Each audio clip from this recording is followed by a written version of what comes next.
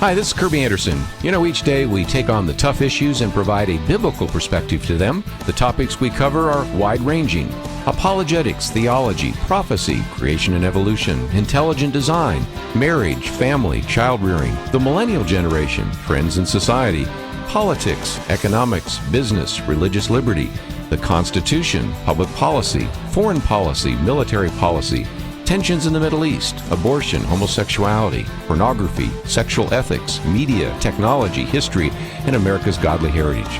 We talk about anything that affects your faith, your family, or your freedom. So don't go anywhere, because Point of View starts right now.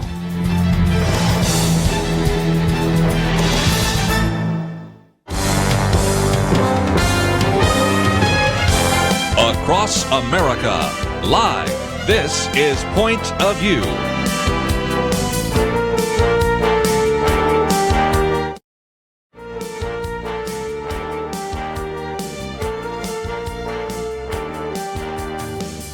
And now, Kerby Anderson. Thank you for joining me today here on Point of View. It is our Thanksgiving week, and just before we get into a lot of the Thanksgiving discussions we will no doubt be having tomorrow as we get ready for Thanksgiving, Thanksgiving quiz and all sorts of things we're going to be doing, I thought it would be good one more time to kind of look back at the election, especially since there's some election controversy, most of that coming out of Georgia, but not exclusively, and certainly look ahead to what this might mean for those of you that live in the state of Texas. I know some of our listeners are outside of that, but the primary majority this hour tend to be Texas listeners, talking about what will happen in the Texas legislature. It looks like we're going to have a new Speaker of the House and all sorts of issues that will be front and center. So we thought it would be good to bring back to the microphone an individual I saw on Saturday, Representative Matt Krause. By the way, he was born in Tyler, Texas. His father was youth pastor at Green Acres Baptist Church, a place where I've spoken before, just a wonderful church, and of course is a constitutional attorney, as well as a college professor in American history and government. He's been a public speaker for wall builders and others on the whole issue of America's founding fathers, and also works in business development for Vista Bank. Represents the 93rd district in Tarrant County, and that includes Fort Worth and Arlington, and has been, of course, serving in the legislature for a number of years, certainly well known for his stances on limited government, fiscal responsibility, traditional family values, and pro-life advocacy, and has won re-election. Matt Krause, always great to have you on the program. Hey, thanks, Kerby, and it was good to see you last week. You were a fantastic MC at that event. Well done. Thank you. You and your wife, who I've met as well, Jenny, kind of had to sweat out that election. It wasn't, I think, a Tuesday night that we knew you won, but I guess we're starting to see that a couple of these races were a little closer. How close was yours? That's right. We ended up winning with a pretty healthy margin of about 54%, so an 8-point spread. But, okay. A lot of our colleagues in Dallas County didn't make it across the finish line, and many of those in Tarrant County won with either less than 50% of the vote or right at 50 or 51%. So definitely a wake-up call, and definitely a lot closer than many of us would have liked. That's certainly what the things we're going to look at in the future. I'm a precinct chairman. We were at a Collin County meeting last night. A little bit later in this hour, I'll share some of the things I learned there about voting machines and other issues. But I thought it would be good to post a piece that was actually in Empower Texans, which was actually just a quote from your Facebook page, but rather than put your Facebook page on our website, we put this one out there by Brandon Waltons. But you have been looking at who looks like he will be the next Speaker of the House in the Texas legislature. Some people have been asking me about that, and since I saw that you kind of had 3 goals that you had for the next Speaker, tell us what, first of all, you've learned about him, and then let me work through each one of the things that you felt needed to be in the next Speaker of the House there in the Texas legislature. Sure, yeah. So Dennis Bonnen, who's out of the Houston area, he's actually from Angleton. Looks like he's poised to be the next speaker. In fact, he had a press conference last week where he said he had 109 names of supporters. And for those who follow the legislature, know you only have to get 76 votes to become the next speaker. So the fact that he had over 100 and almost approaching 110 means he has a supermajority of the members of the House. So it does look like he's going to be the next speaker. I'm excited about that because I've spent a lot of time with him in my 3 sessions in the legislature, either sitting on committees where he's been the chairman, sitting on committees with him in other capacities, spending time outside the legislature as well, getting to know him. And I'm a big fan. I think he's very smart. I think he's very tactically minded, and he wants to get things done. And he's been in the House for 22 years. You might think he's an old, grizzled graybeard, but he's not. He's only 46 years old. So he came in when he was really young. So he knows the body well. He knows the chamber, and has institutional knowledge. And for all those reasons, I think he's going to do a really good job as our next speaker. Well, again, you said that you had 3 goals for the next speaker. The first one was the next speaker should be center-right, more conservative in his or her ideology. I've had some purists come up and say, well, I don't know how conservative this guy is. And I said, okay, Joe Strauss, Dennis Bonham. Okay. You know, they always back off. But he was ranked, 25th most conservative member of the House. I think had a ranking of 61 from Fiscal Responsibility Index. It's not exactly Matt Krause's 98, but it's good enough, isn't it? Well, yeah, and I do think you look at, and that 25th ranking is those rankings are done by a professor at Rice University, and they take all the bills that come before the legislature, and they see where everybody votes on them. So it's a pretty good snapshot of where somebody's at. And even with all the other good candidates who had filed for speaker, none of them were even close to being 25th or better on that list. Very true. We're looking more in the 50s and 60s. And so I do think that's refreshing. And, again, I don't want a speaker who just believes the way I do and will ram through a policy agenda that I want because the speaker's not elected statewide. The governor and lieutenant governor have much more of that bully pulpit.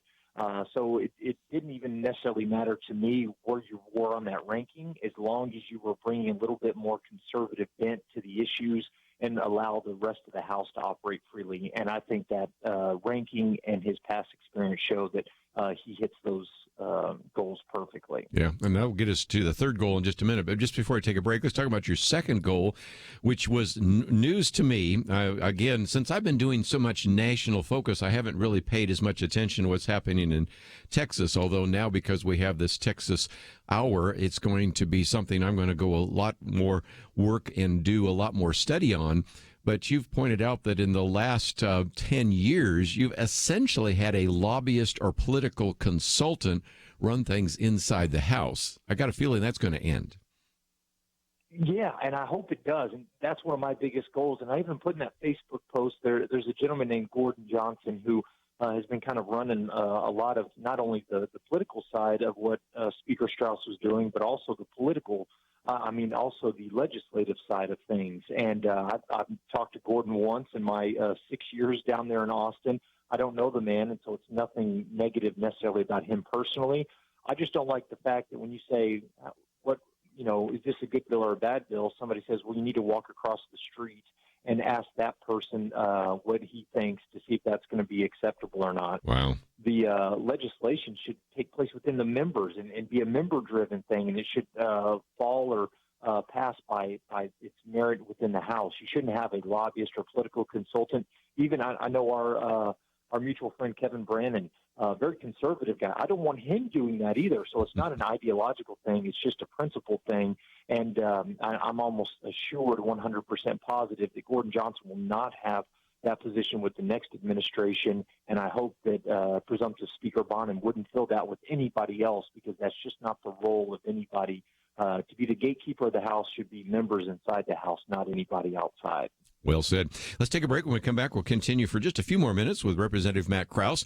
If you find yourself saying, I'd like some documentation of what you're talking about, because I want to talk to some of my friends about this, or some people have been asking me about this potential new speaker, we have posted that as it's listed as our first article, Matt Krause on new speaker, and it includes the 3 points. We've covered 2 of those. We'll cover a third one in just a minute. Then we'll kind of look ahead to what we can expect from the Texas legislature. And, of course, if you have any comments or questions, you can give us a call, 1-800-351-1212, or just sit back and listen as we talk about what's going to happen next in the Texas legislature. We'll be right back.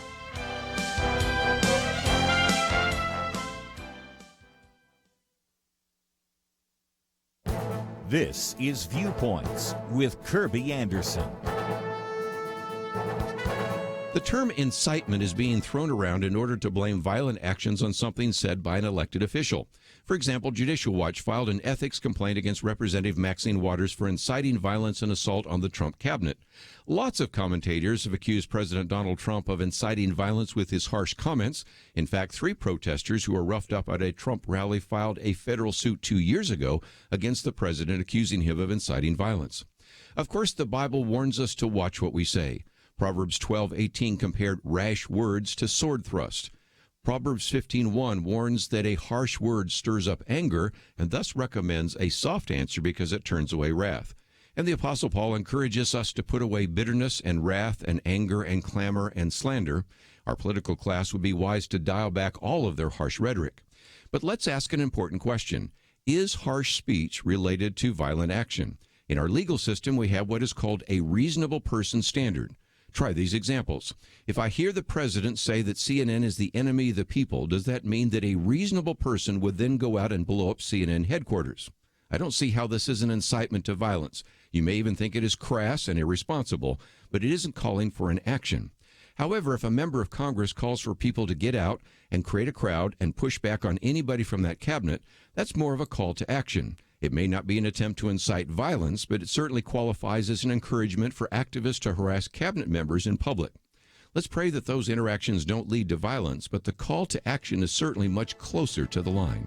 I'm Kerby Anderson, and that's my point of view.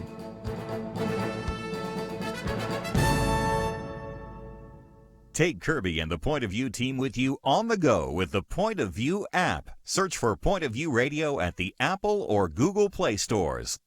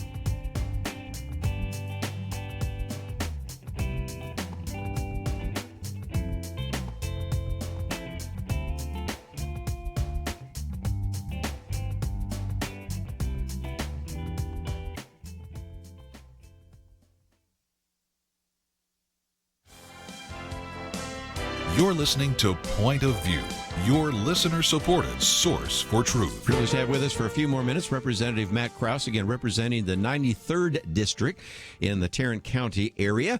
And, of course, will be serving in the legislature this session. And as we mentioned before, we have this article, which I've just called Matt Krause on New Speaker, which he had kind of 3 major goals. Number 1 was that the new speaker would be center-right and more conservative. Check. Number 2, that the next speaker would get away from using a lobbyist or political consultant. Check. And then the third one I thought we'd talk about for a while, Matt, and that is that we wanted to have conservatives to have a meaningful role in the goings-on of the House. Now, for our listeners that are not familiar, I've said this enough times, but I always like to repeat it, that at the national level, so often we talk about how good legislation in the House goes to the Senate to die. Maybe now with a few more Republican senators, a few more conservative senators, maybe that will change. But in the Texas House and Texas Senate, it's just the opposite. I've seen very good legislation coming out of the Texas Senate to go and die in the House, not because we don't have good conservative leaders there like you and Jeff Leach and all sorts of other people that I can mention, but because the previous speaker really kind of shuts you out of major committees, and as a result, eventually you even had to create a press conference to say, if you're going to play this game, we're going to play it back a little bit. And so I do believe that some of the tension between you and the speaker is going to subside with this new speaker. What's your thoughts? No, I think you're exactly right. And you're right. It is kind of funny. The Senate has usually always been kind of the deliberative body where you get good ideas over to them and they just waste their time. And it takes so long, you never get anything out of it. But since Dan Patrick's become lieutenant governor in Texas, I mean, it's coming out about as quick as possible. Conservative legislation from the Senate. And so Speaker Strauss, he would tell you this, and that's one thing I always appreciated about him. He never tried to be something that he wasn't. He would just say, he thinks some of the pro-life issues and religious liberty issues are just kind of wedge issues or campaign issues, and he didn't really care much for those. And so a lot of the issues that were very important to conservatives, not just the social issues, but fiscal ones as well, got bottled up in committee. They were never allowed out. And people may not know that the Speaker is the one who chooses all the committee chairs. And the committee chairs have a lot of power. They can bring a bill up in their committee or not. They can sit on it. They can refuse to pass it. So if you've got a lot of good conservative legislation in a committee like State Affairs last session, where a lot of those bills are supposed to come through, and the chairman of State Affairs doesn't let those bills out, then you really don't have a chance to have any debate on it on the floor. And so what we've argued for and we're looking for in a speaker is somebody who gives everybody an equal voice, and that goes for the most liberal members as well as the most conservative members in the House. Give them an equal voice, let the process play out, let's at least have these debates on the floor, and I'm very confident that our ideals will win out on the floor time and time again, and we'll get good conservative legislation during the next session. We can talk about some of those. One is religious liberty. Of course, you are an expert on America's founding, and as a constitutional attorney, you've certainly wanted to pass some of these very important initiatives related to religious liberty. Does it look like that's more of a possibility this time? Oh, I think so, and I think you're seeing a lot of positives in that direction, not only at the state level with the new speaker. We know where Lieutenant Governor Patrick is. He's very passionate about those issues. Greg Abbott has been really strong on those issues. And now with the speaker who's at least open to that debate, because once it gets onto the floor, it's going to pass. We still have a majority of Republicans in the House, and you just don't want to and can't vote against religious liberty for the most part when these bills come up for a vote. And so I'm very optimistic from that standpoint. And almost even broader, we're getting so many good justices appointed and confirmed through the Senate that once those bills do get passed, I've got a strong optimism that they'll be upheld by the courts, which I would not have been as optimistic had this last election, federal election, gone the wrong way, and we had a different president appointing these judges. Yeah, Judge James Ho is one we talk about here. It's a good example of somebody that worked with First Liberty, and of course you're probably familiar with as well. And you've got some of those individuals that understand these ideas of religious liberty. You also mentioned pro-life. A lot of people say, well, okay, we had the big battle with Wendy Davis a number of years ago. Is there anything else the legislature can do on the issue of life? Yeah, absolutely. In fact, one of the big issues that we're going to work on, I think many of us in the pro-life movement feel like anytime there's innocent babies being killed in the womb, we've got more work to do. But one issue that we're going to be working on in Texas, and Texas Right to Life is a pro-life group that's been doing great work on this, is the Preborn Non-Discrimination Act. Mm-hmm. So you can't abort a child because of their race, because of their gender, because of a disability and what they might have. And right now we've got a loophole. You can't abort a child after 20 weeks in the womb.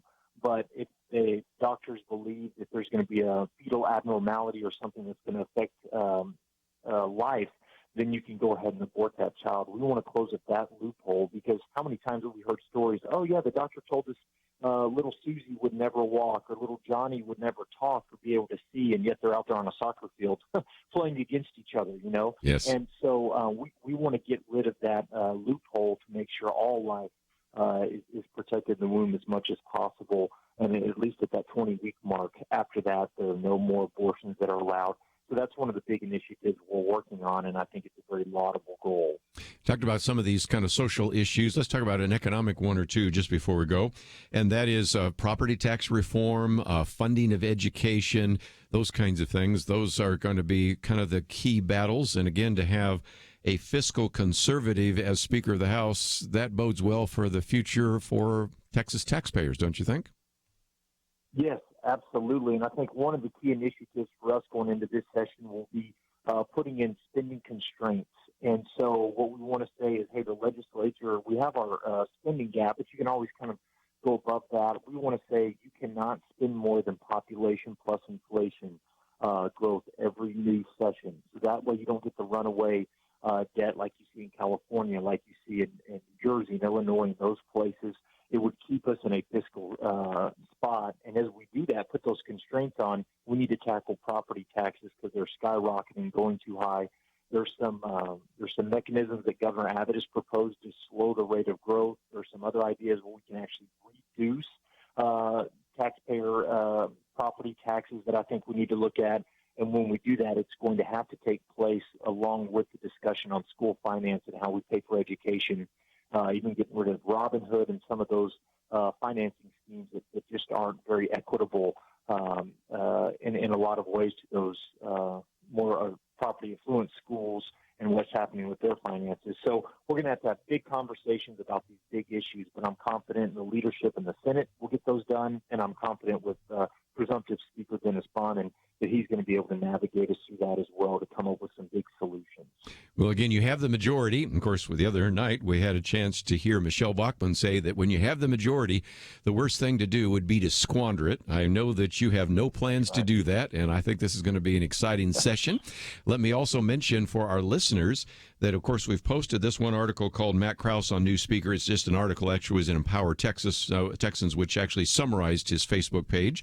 But if you'd like to go to his Facebook page, of course, Krause for Texas, or we have a link to his website, mattkrause.org. Don't even have to know how to spell his name because we've got it right there. It has information about him on various issues. And if you have some questions or comments, or maybe want to suggest a piece of legislation that you think should be considered, or just want to ask some questions about somebody who's now been in the legislature for a number of years and probably can answer those questions, simply go to mattkrause.org, and you'll find that on our website, pointofview.net. Matt Krause, certainly thank you for giving us some time today. This is, of course, a Thanksgiving week, and I want to wish you a happy Thanksgiving, and thank you for giving us a half an hour today. Hey, thank you, Kirby. I really appreciate what you do. You're the best in the business, so keep it up, and happy Thanksgiving to you and your family. Please say hi to your wife, Jenny, and those cute kids that you brought by the studio the other day. We look forward to working with you many times here in the future. Let's take a break, though. When we come back, I want to get into a couple of issues still associated with the election. One of the articles we posted by our friend David French, Brian Kemp did not steal the Georgia governor's race. Also one that came out of the Wall Street Journal, Democracy Succeeds in Georgia. And then one on the gerrymander excuse. There are just some people that are trying to say these elections are not valid because our person didn't win. And, of course, most of these comments and criticisms come from the Democratic Party. But I want to take the arguments and the criticisms seriously and help you understand that. A little bit later in the third hour today, we'll come back to this because many of our listeners are in Georgia. But I thought even though we are not necessarily broadcasting right now in the state of Georgia, what's happening in Georgia and a few other states, I think, is illustrative of a trend that I'm seeing where people are starting to say not only was the presidential election illegitimate because supposedly Russian interference, but some of these other statewide races are illegitimate because of some kind of voter suppression. So I want to get into that issue in the next half hour, just before we get into our conversation with Jeff Myers, the next hour with Summit Ministries. All that coming up right after this. November is rushing by, and I'm sure your inbox, mailbox, and ears are already over capacity with screaming announcements for Black Friday and Cyber Monday. No matter how much you're planning to spend on items for your loved ones, don't forget to save something as a gift to the nation on what's come to be known as Giving Tuesday. Your support of Point of View helps unite people across this land from sea to shining sea. Yes, we face many troubling issues, and to put it mildly, we don't always agree. But Point of View believes we can disagree with respect, with honor, with patience, and a view to inform with truth that unites. You make that possible, and we urge you to give that gift to the nation through giving to Point of View. Take just a moment and give generously today at pointofview.net.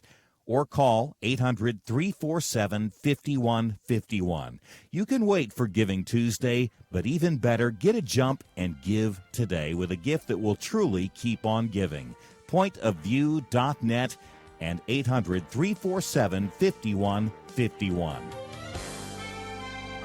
Point of View will continue after this.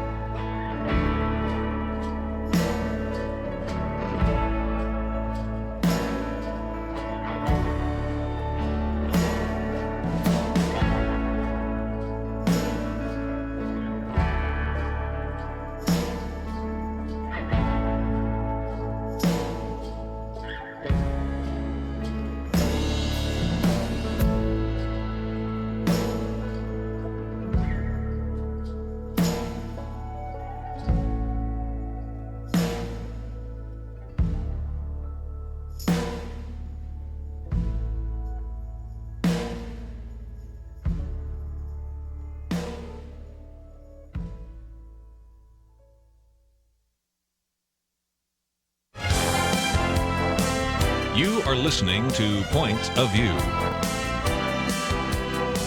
The opinions expressed on Point of View do not necessarily reflect the views of the management or staff of this station. And now, here again is Kerby Anderson. I'd like to join our conversation, 1-800-351-1212. I'd like to turn our attention to Georgia for just a minute. And the reason for that is that I am starting to see a trend. If indeed a particular individual, and in this case, both times we've talked about a Democrat loses, then it's due to an election being stolen. And we saw that 2 years ago in which not only Hillary Clinton, but many of her associates were suggesting that the election was stolen because of Russian interference. And now you have that same individual, Hillary Clinton, who the other day said that Stacey Abrams, who was the Democratic candidate for governor, would have won if it was a fair election. Well, not only did she say that, but you have a senator from New Jersey, Cory Booker, who said the election was stolen.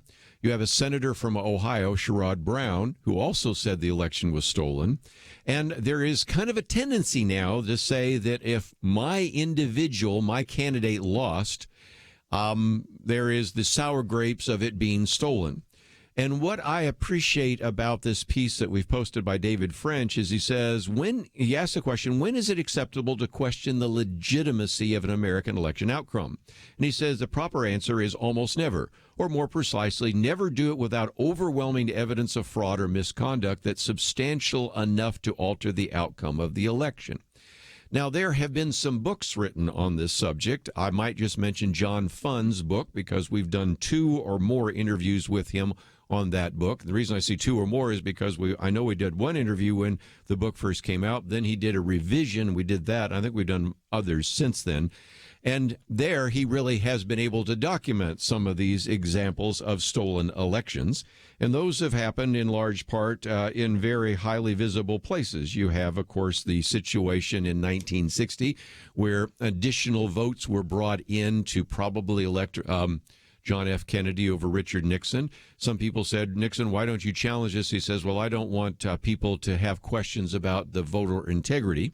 Of course, a few years before, 1948, it is very obvious, and this is well documented. There's a very good article appeared just recently in the New York Times went through again how Lyndon Johnson stole that election for sure from Coke Stevens, who had served as the governor and just was able to manifest all sorts of false votes and actually be elected as the U.S. Senator.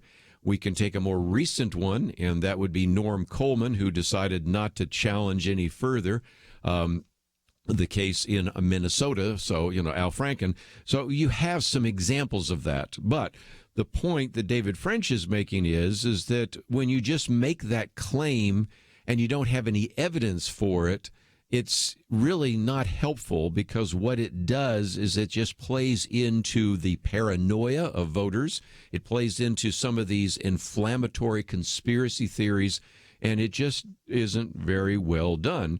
Then you have, of course, the words of Joan Walsh of The Nation, who said the system was rigged against her. So you're starting to see a former presidential candidate and former first lady and U.S. senator, then 2 other U.S. senators, and now even commentators making the same claim. Okay, it's worth, for that reason, taking just a few minutes to explain that. First of all, Stacey Abrams lost by what? 54,000 votes. So it's hard to say how Brian Kemp, who's the Secretary of State, could have caused her to lose by 54,000 votes. But okay, here's how they do so. First of all, they said that it was voter suppression. Now, we've heard that term before.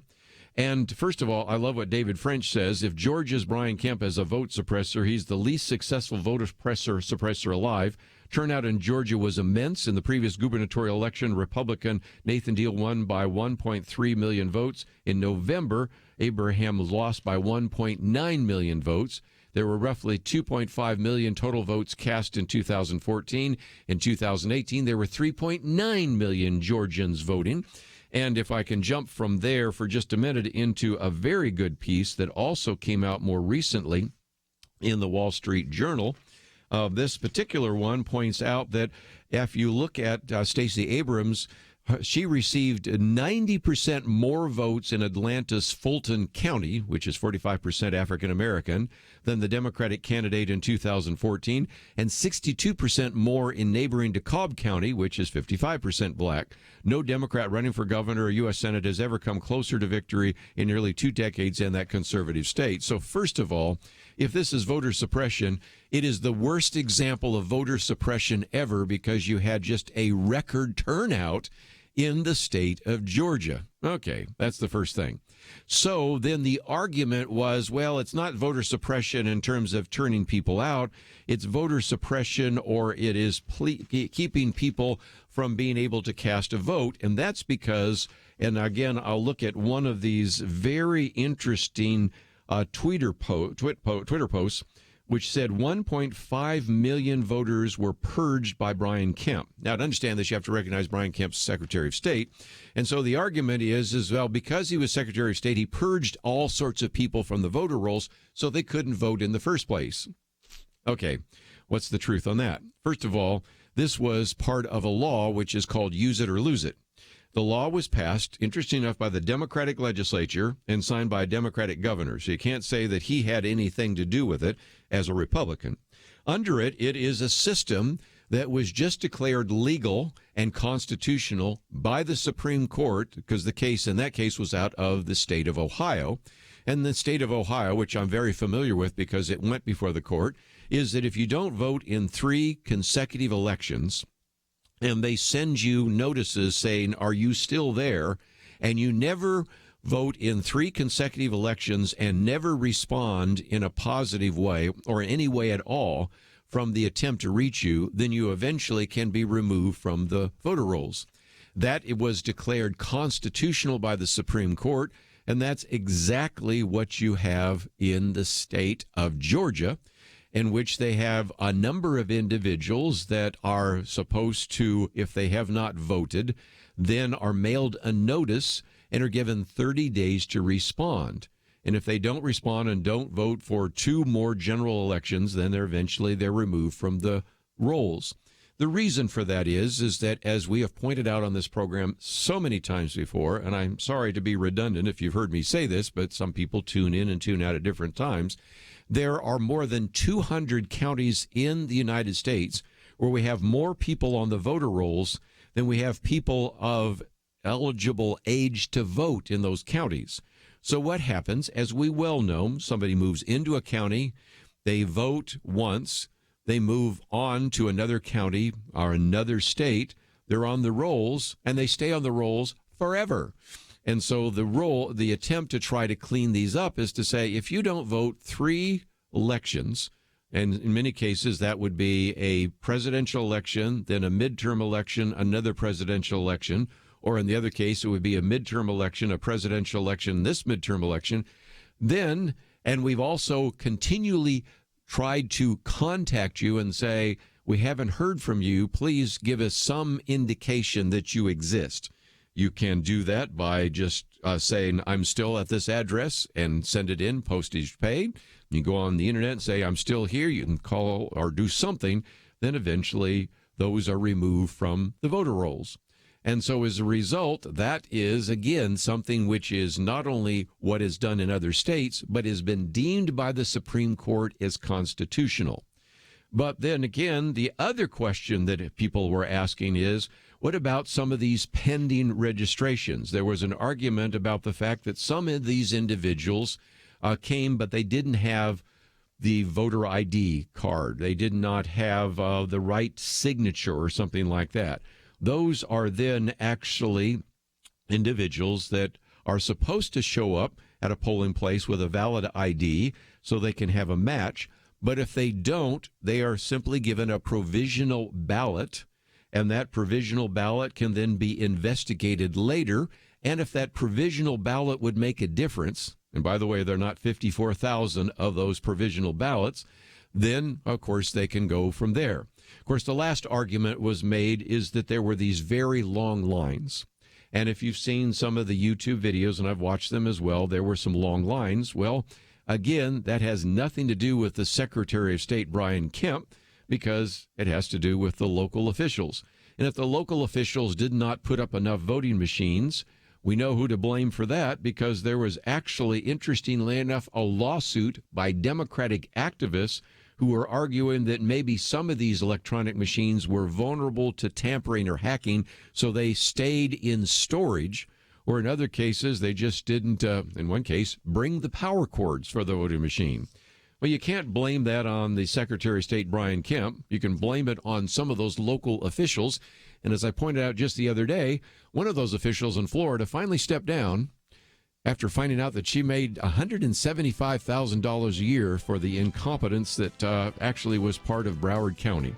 So if nothing else, I did want to at least encourage you to read that.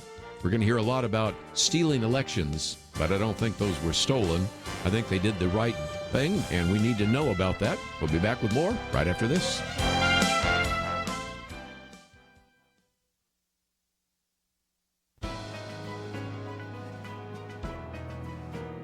Welcome to the First Liberty Briefing. I'm Jeremy Dice. Ben Franklin reportedly said, "There is nothing certain in life except for death and taxes." Well, in a 548-page complaint, one man has targeted at least one of those certainties, and it's not death. Terry Lee Hines contends that the United States tax code has violated the Constitution by establishing taxism and institutionalized faith and religion. Because the tax code has the effect of favoring and even promoting organized religions through tax breaks and other benefits, Mr. Hines believes the tax code is in violation of the First Amendment. Well, I suppose this is the sort of case that law students are forced to grapple with, but actually have little effect in the real world. Some may dream such a lawsuit is the silver bullet to bring down our ghoulish tax system. Alas, Mr. Hines' lawsuit will not free us from the taxman's visit every April 15. For one reason, taxpayers have a lot of hurdles to overcome just to bring the lawsuit. Mere allegations, even ones dressed up in the garb of a First Amendment challenge, that they do not like to pay taxes will not be sufficient. For now, Mr. Hines and the rest of us will have to continue to pay our taxes, and most importantly, the religious charities and houses of worship that are exempt from them will continue to be exempt. To learn how First Liberty is protecting religious liberty for all Americans, visit firstliberty.org. Hi, I'm Kelly Shackelford, President and Chief Counsel of First Liberty Institute. You can protect your religious freedom by going to firstliberty.org to download your free Religious Liberty Protection Kit. Our attorneys created kits for churches, ministries, Christian schools, military members, students, and teachers, and the workplace. Get your Religious Liberty Protection Kit at firstliberty.org. That's firstliberty.org.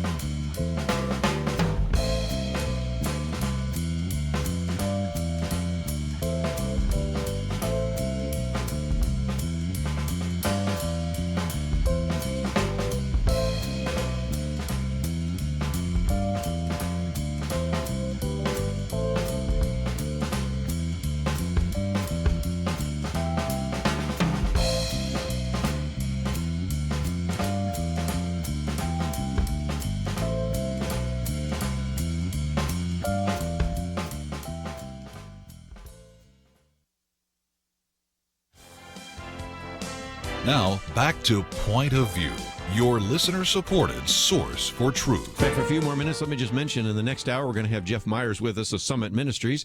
Going to talk about that wonderful ministry that they are involved with, but I thought I'd also mention that we're going to spend some time learning, if we can, a little bit more about the Generation Y, Generation Z, oftentimes referred to as the Millennial Generation and the iGen generation. So we will certainly give you some education about that and also talk about the wonderful program they have to really prepare high school seniors heading off to college for what will in some cases be a little bit of a challenge for their faith or a very significant challenge depending on where they go. Let me just also, as we're talking about these elections, point out that some changes are coming here in the state of Texas. First of all, Saturday night I had a chance to be at an event where Michelle Bachmann was speaking, but before she did so, there were some other events. One of those was a speech given by the Attorney General of the state of Texas, Ken Paxton, and he did talk about the fact that they are much more serious about prosecuting election fraud. Now, he has said that the governor is only giving him 2 people on his staff to do so. So part of the problem is that they have been understaffed. Because, after all, when you have as many different counties in the state of Texas as we have, even a simple prosecution of election fraud is going to take a little bit of work, and it's going to take some manpower, and there's not a lot of it, but he's hoping to get more to do that. The second problem is that up until recently, election fraud was a misdemeanor. So there's kind of a cost-benefit ratio that's out of whack. For the local particular municipalities, they have so many other issues to deal with that to prosecute somebody for election fraud, which ultimately is merely a misdemeanor, doesn't really merit a lot of time and attention. So what happens as a result is that you have people say election fraud is a myth. It's a conspiracy. The Brennan Center, for example, says election fraud does not exist. This is just an attempt to suppress votes. Well, it's easy to say when you don't have people that are actually serving time in jail or paying fines for election fraud.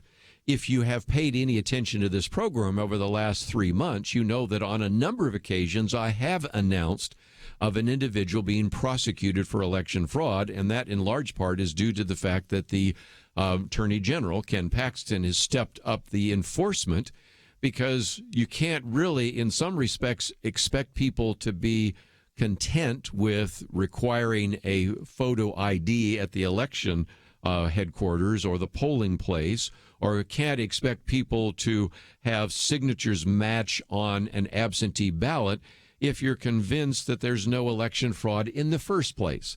So I think that's going to change rather dramatically. So that on Saturday was one new piece of information I wanted to put on the table. The second one is the fact that I know, for example, since I live in Collin County, that they're going to get new voting machines. And these voting machines will provide a paper record. And if you've listened to me talk about this before, you know that's another concern. You know as well as I do that if you go to an ATM machine and you take out money from that ATM machine, you can, if you want, get a paper record of what was just given to you. You can also get a paper record on what your balance is. And so it seems to me, why can't we do the same thing with voting that we do with an ATM machine?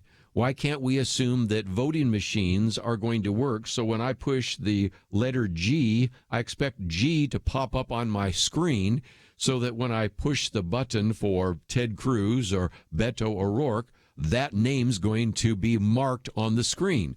I know that may be asking a lot, but that's kind of where we find ourselves right now with some of these antiquated machines. So the good news is maybe we're getting to the point where some of these machines actually look like they came from the 21st century rather than from the early part of the 20th century. So those are some really interesting positives. And one more I thought I would address real quickly while we're talking about elections, and we're going to move on to another topic, and that is the argument before this election was that Democrats just simply cannot win the House of Representatives because you have too many Republicans in too many state legislatures gerrymandering the district so that it's impossible for Democrats to actually win back the House of Representatives. Well, this last election kind of ended that one, didn't it? During the 40 years of sustained Democratic control of the House, that oftentimes worked for Democrats in favor. As a matter of fact, one researcher actually said that when Democrats were controlling the House of Representatives and controlled a lot of the legislatures, oftentimes Democrats enjoyed congressional majorities as much as 10 percentage points higher than their share of the popular vote. Well, now it's shown that it's certainly gone the other direction. And what I thought was so interesting, and this is something that I found intriguing in this piece that came out in the Wall Street Journal, is that the Democrats' popular vote edge is inflated by more than 36 districts nationwide that had no Republican candidate on the ballot. In other words, a number of Democrats ran, and they didn't even have to run because there was no Republican challenger in 36 of those districts. By contrast, there were only a few Republican districts where they were running unchallenged. So right now, this whole excuse about gerrymandering has really blown up, if in large portion simply because, indeed, we have seen that Democrats now will actually take control of the House of Representatives. And gerrymandering doesn't always work the way people think it does. Let me read this one paragraph again from this editorial. Legislatures, they say, looking to protect Republican seats in 2011 drew very different boundaries than would be necessary today. In 2011, Republican Representative Pete Sessions' district in Texas was extended east into the suburbs of Garland that were thought to be comfortably Republican. This year, Pete Sessions lost. So you can see that in some of these cases, even when you try to gerrymander it to help your guy, he loses anyway. And it also ends by talking about the fact that there have been some campaigns in a number of states, Colorado, Michigan, Missouri, to mention a few, and California's tried to do this, where they want to have kind of a nonpartisan independent group. And it turns out when you look at this, as a matter of fact, the good example is in New Jersey. Congressional and state legislative maps are no less favorable to Democrats because they were designed by a supposedly independent commission. The point is, everybody's got a bias. Gerrymandering may be one of the most popular indoor sports, and it's going to happen whether we have Republicans in control, Democrats in control, or whether we have an independent commission. But the reality is, for all the complaints from the Democratic leaders that gerrymandering prevented Democrats from taking control of the House of Representatives, we just had an election that kind of blew that conspiracy theory up just as well. One of the reasons I've posted a couple of these articles for you today, especially the one by David French called Brian Kemp Did Not Steal the Election. I'm going to come back to that in the third hour, but I know most of you don't listen during that hour because it's not on radio. But I certainly want to focus on that because we have many listeners in Georgia, and I do believe that the controversy in Georgia right now may eventually become kind of a national issue, if for no other reason than the fact that Stacey Abrams has filed a lawsuit. And if that ends up going somewhere, we'll be talking about it for quite some time here on Point of View. Let me just mention that on our website, we've got these articles I've just mentioned, the one by Matt Krause on the new speaker, the one on Brian Kemp Did Not Steal the Election. And I would also point you to my Viewpoints commentary today on the topic of incitement. We're having more and more people that are saying, well, these words are inciting people to violence. Let's be real careful about that word because we do have a very important legal test in terms of what incitement might entail. And I'm thinking of our SEAL, Navy SEAL, who just won in the congressional election in the 2nd District of Texas, where the other day some people were saying Donald Trump was attacking people. He said, wait a minute, I've been attacked. Let's use words carefully here. Let's use words like incitement carefully. And if you'd like to read that commentary, it's on the website, pointofview.net. We'll be right back. November is rushing by, and I'm sure your inbox, mailbox, and ears are already over capacity with screaming announcements for Black Friday and Cyber Monday. No matter how much you're planning to spend on items for your loved ones, don't forget to save something as a gift to the nation on what's come to be known as Giving Tuesday. Your support of Point of View helps unite people across this land from sea to shining sea. Yes, we face many troubling issues, and to put it mildly, we don't always agree. But Point of View believes we can disagree with respect, with honor, with patience, and a view to inform with truth that unites. You make that possible, and we urge you to give that gift to the nation through giving to Point of View. Take just a moment to give generously today at pointofview.net. or call 800-347-5151. You can wait for Giving Tuesday, but even better, get a jump and give today with a gift that will truly keep on giving. Pointofview.net and 800-347-5151. Point of View will continue after this.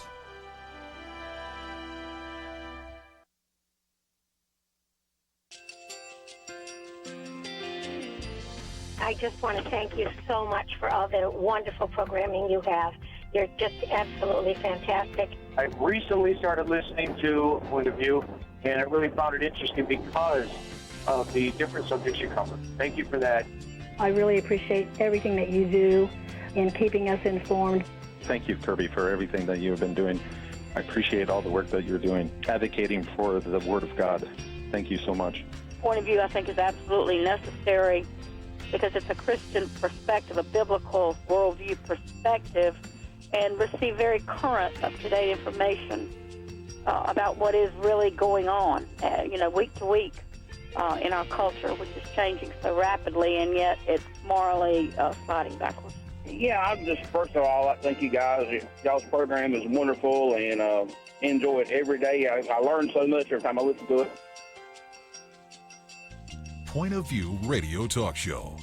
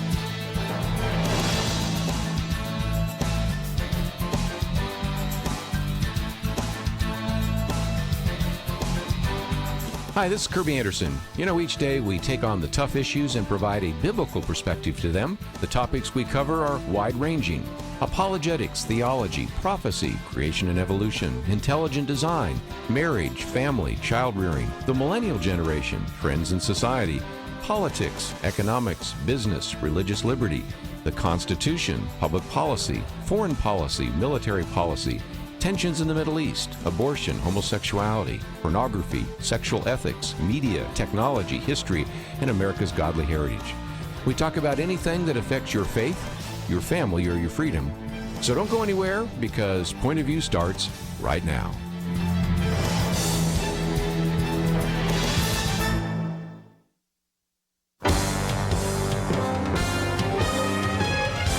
Across America, live.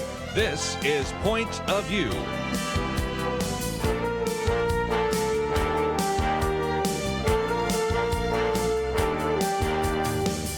And now, Kerby Anderson. Thank you for being with me. It is our Thanksgiving week, and we want to spend some time talking in just a minute with our good friend Dr. Jeff Myers, an author of more than 14 books. And, of course, you know him from Summit Ministries, but, of course, he also served for many years. I think it was 14 different years at Bryan College teaching about leadership and communications, established the Passing the Baton International Organization, and much more. But in the second hour, we'll get back into some of the issues in the news. In particular, I want to look at the elections. There are a lot of allegations that the election in Georgia was stolen, and we're hearing this from a former presidential candidate. We're hearing this from U.S. senators. We're hearing this from commentators.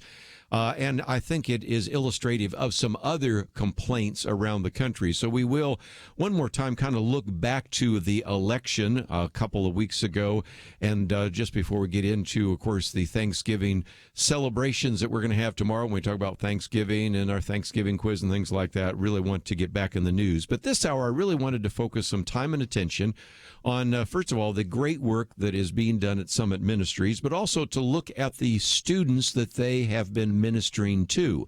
That would be the Generation Y, Generation Z, or what we around here oftentimes refer to as the millennial generation. Matter of fact, we'll have our millennial roundtable tomorrow with Nick Pitts for a while before he has to head off to some other activities, and then the so-called iGen generation. So I really wanted to give you a chance to hear his comments and to encourage you to begin to thinking ahead of those individuals you may know that are juniors or seniors heading off to college, whether they'd want to go to an event at Summit Ministries, or as an adult, maybe you'd like to get some more training in worldview.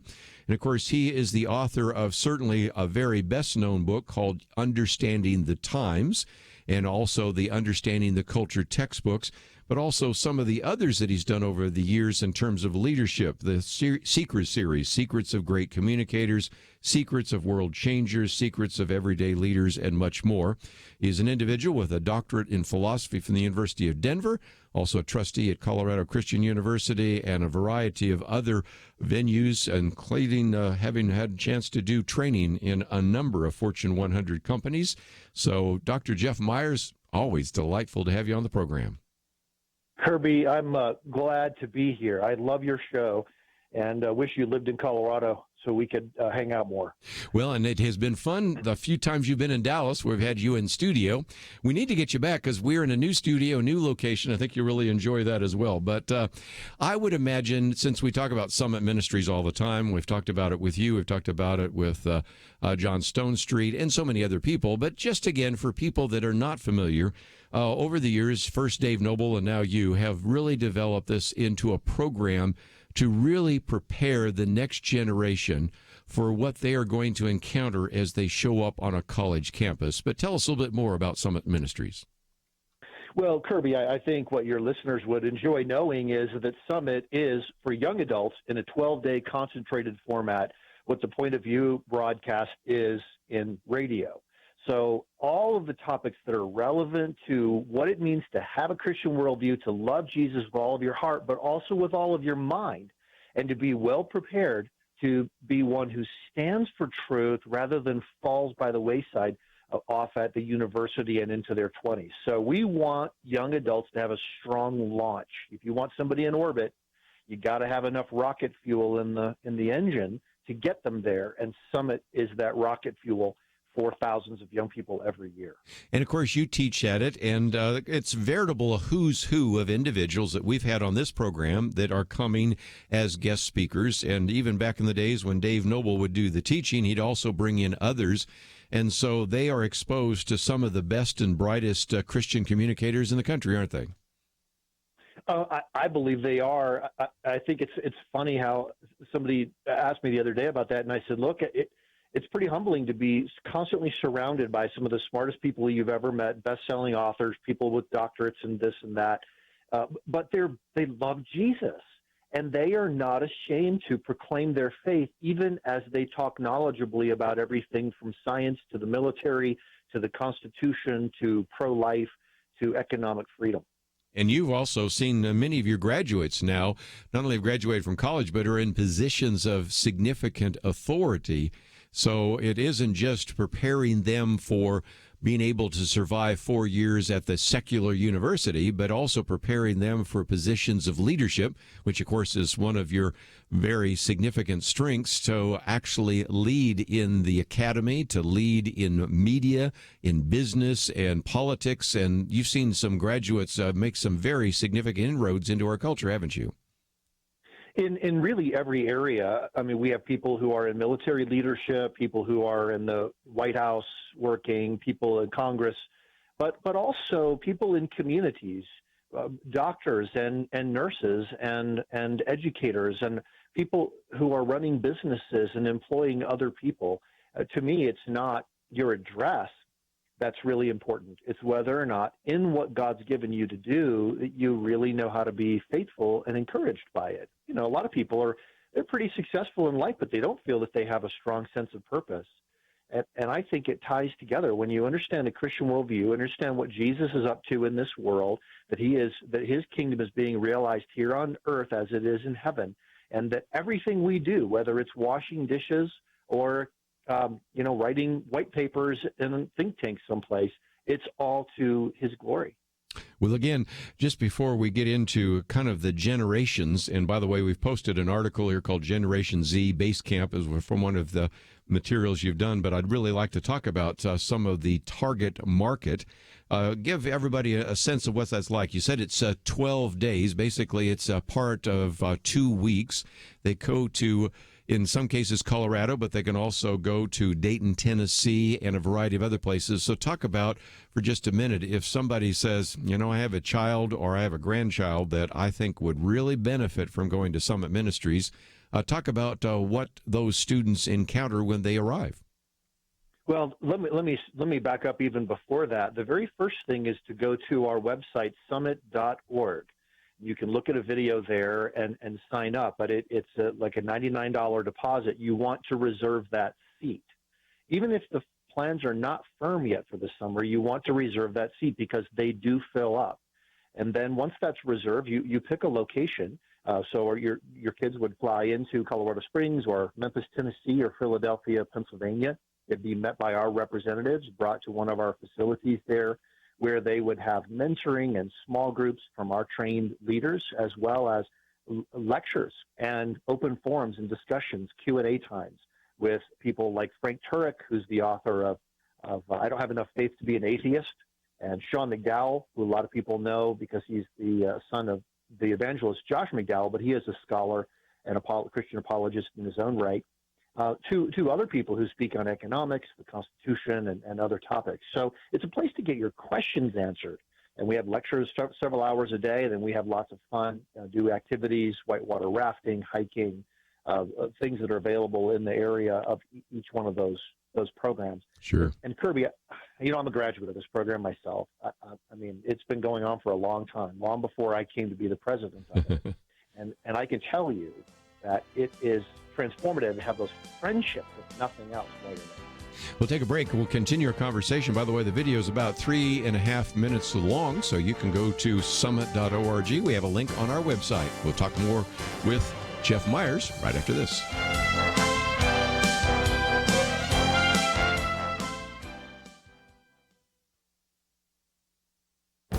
This is Viewpoints with Kerby Anderson. The term incitement is being thrown around in order to blame violent actions on something said by an elected official. For example, Judicial Watch filed an ethics complaint against Representative Maxine Waters for inciting violence and assault on the Trump cabinet. Lots of commentators have accused President Donald Trump of inciting violence with his harsh comments. In fact, 3 protesters who were roughed up at a Trump rally filed a federal suit 2 years ago against the president, accusing him of inciting violence. Of course, the Bible warns us to watch what we say. Proverbs 12:18 compared rash words to sword thrust. Proverbs 15:1 warns that a harsh word stirs up anger and thus recommends a soft answer because it turns away wrath.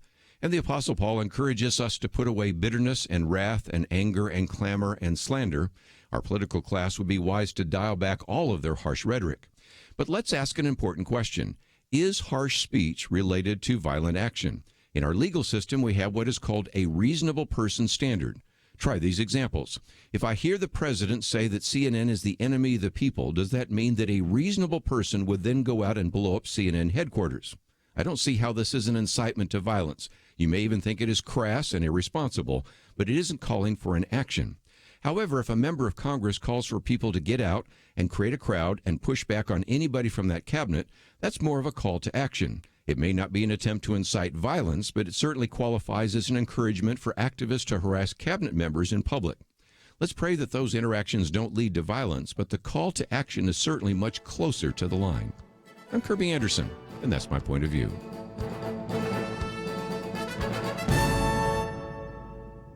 Take Kerby and the Point of View team with you on the go with the Point of View app. Search for Point of View Radio at the Apple or Google Play stores.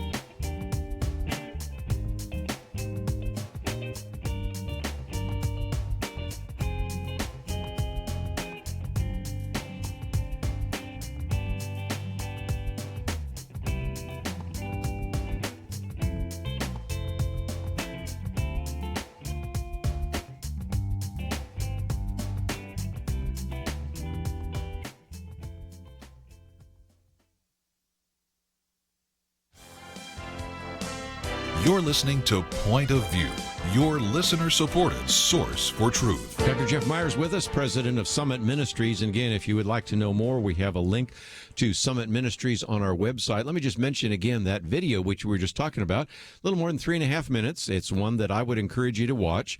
And then there's a share button there, so you could watch it, and then you could send it to someone. You may know somebody. You may not say, well, I really don't have anybody that's a junior or senior in high school, but I know somebody that might be interested in that, so send it to them. Or take the time and you could put it on your Facebook page, or if you have a Twitter feed or something like that, and educate some people about that.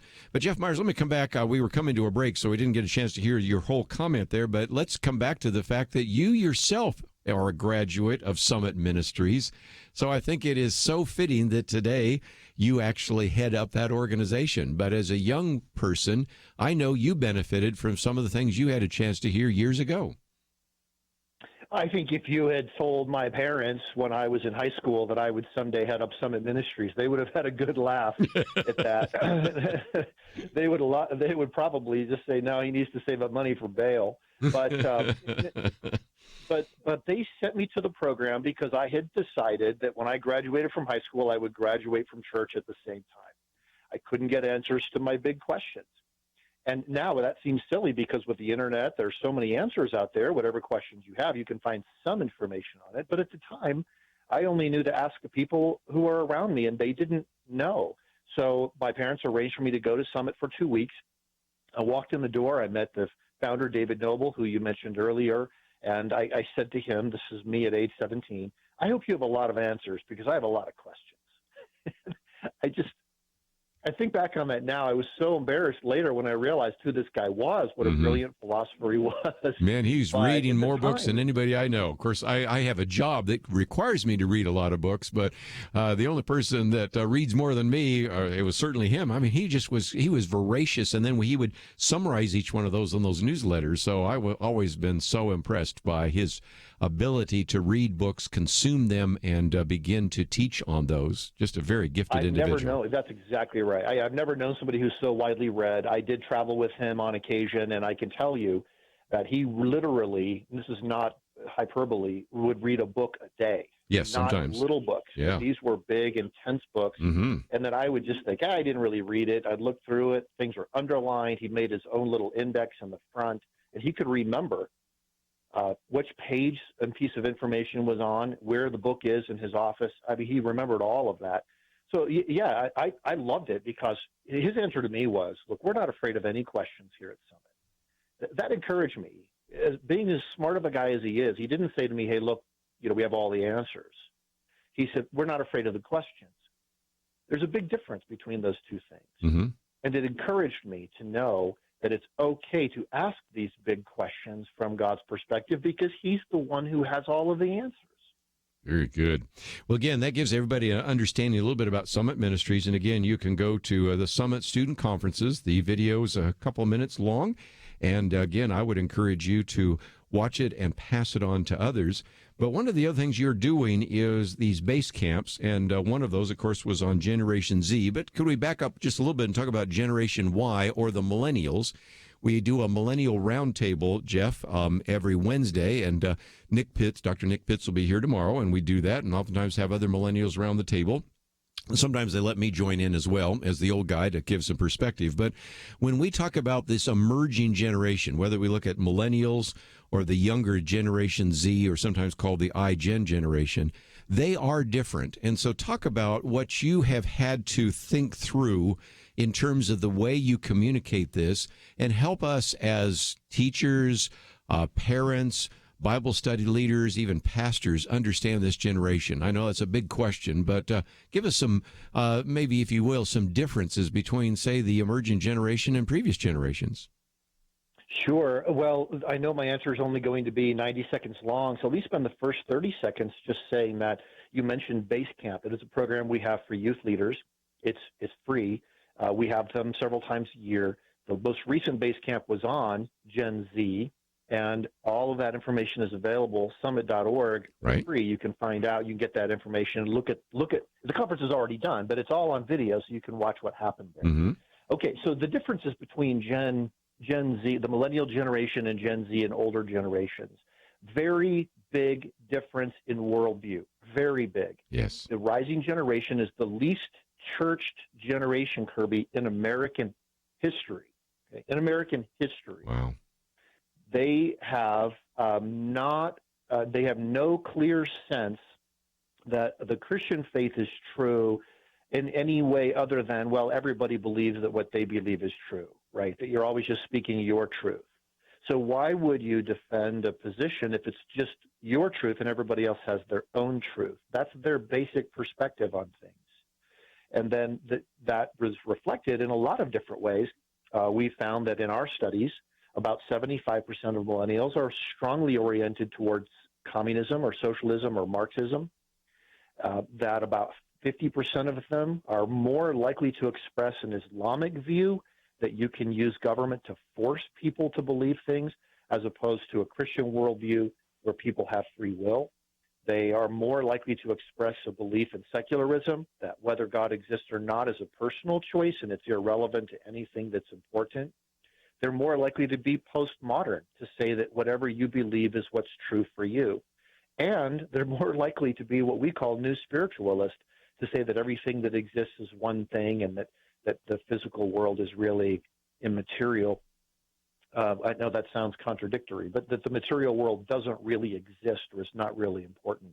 So they're kind of holding this mix of ideas in their minds all at once. Why? Because they see all of these ideas expressed every day on social media. And on social media, of course, you don't say what you think, usually. You say what you think. The other people who you think are watching you should think you should think if you were thinking, right? Yes. So it's very complicated, and people are confused, and Generation Z and the millennial generation has taken the brunt of it. Well, and again, the key book that is so much a part of Summit Ministries, Understanding the Times, has these various worldview issues and then has in columns the different worldviews. And if indeed you have somebody that's an Orthodox Christian, they would line up with the questions on that first column. But when you go across the page, what we find out with these emerging generations, both the millennial generation and the Generation Z, is that they pretty much have adopted the world's view, and they're a mix. And one minute they sound like a Marxist, as you said, the next minute they sound like a Muslim, the next minute they sound like a New Ager. They, if nothing else, would do themselves a favor if they at least tried to be consistent, but that's not something we necessarily find with this emerging generation, where everything seems to be kind of, to use a big word, syncretistic, where they kind of borrow from all sorts of different worldviews and ideas. Well, right, exactly. I mean, imagine being in an interview where every question is its own universe, right? I mean, as an interviewer, you're always hoping that my answers from one question to the next will relate to one another. Yes. But if every question is its own universe, and I answer one in a totally different way than I answered the one just before it, and you say I'm contradictory, then you're drawing back on the idea that there is a reality that exists and can be known that's independent of us. That's the fundamental thing that millennials and Generation Z reject. So the idea that, there is such a thing as A and not A, or, that A, if A and B, then C, those are logical precepts that only function if reality can, in fact, be known. And that's what they object to. It's incredible. That's where we start at Summit, is how do you know there is reality? Yes. And if it is there, how would you even know whether you can find it? And so for the Christian, it's great news, because God's special revelation in Scripture, combined with general revelation, what we can know to be true about God just by observing the world around us, gives us great insight into things that we can know for sure. Let's take a break, and when we come back, I want to open up the phones, because I suspect, first of all, some of you may have attended Summit Ministries, especially since this Thanksgiving week. Some of you are students, might be listening that you normally would not be able to. Some of you are parents of kids that have actually gone to Summit Ministries, so I'd love to hear from you. 1-800-351-1212. But, of course, we're talking about this whole idea of worldview. Understanding the Times, of course, uses a Christian worldview to compare things like Islam and secularism and Marxism and new spirituality and postmodernism. So if you have some comments or questions, especially about reaching out to this next generation in terms of what you're doing individually, witnessing to someone, or what you as a church are doing, I'd love to give you that opportunity to join with us today. Privileged to have Dr. Jeff Myers with us. When we come back, we're going to point you to his website, summit.org. We're going to talk about some of the books that are available. And some of you might say, well, is there a curriculum that we could use in the schools? Oh, yes, there is that too. So we're going to talk about some of that. So you might go to the website and go to summit.org. We'll talk about that right after this. November is rushing by, and I'm sure your inbox, mailbox, and ears are already over capacity with screaming announcements for Black Friday and Cyber Monday. No matter how much you're planning to spend on items for your loved ones, don't forget to save something as a gift to the nation on what's come to be known as Giving Tuesday. Your support of Point of View helps unite people across this land from sea to shining sea. Yes, we face many troubling issues, and to put it mildly, we don't always agree. But Point of View believes we can disagree with respect, with honor, with patience, and a view to inform with truth that unites. You make that possible, and we urge you to give that gift to the nation through giving to Point of View. Take just a moment and give generously today at pointofview.net. or call 800-347-5151. You can wait for Giving Tuesday, but even better, get a jump and give today with a gift that will truly keep on giving. Pointofview.net and 800-347-5151. Point of View will continue after this.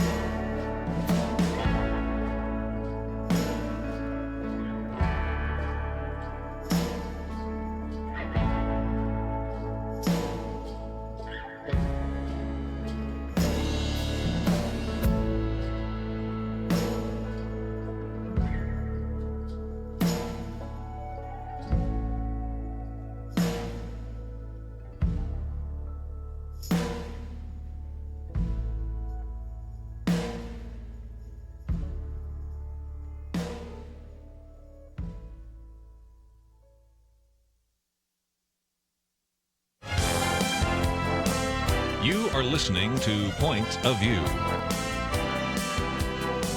The opinions expressed on Point of View do not necessarily reflect the views of the management or staff of this station.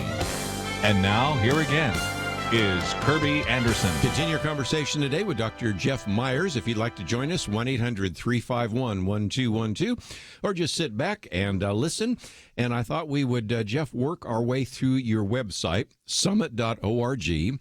And, of course, one of the things I mentioned just a minute ago, of course, are the books. And, of course, the classic one is Understanding the Times. Of course, last time we had you on, we talked about the secret battle of ideas about God. You have so many other resources that are available.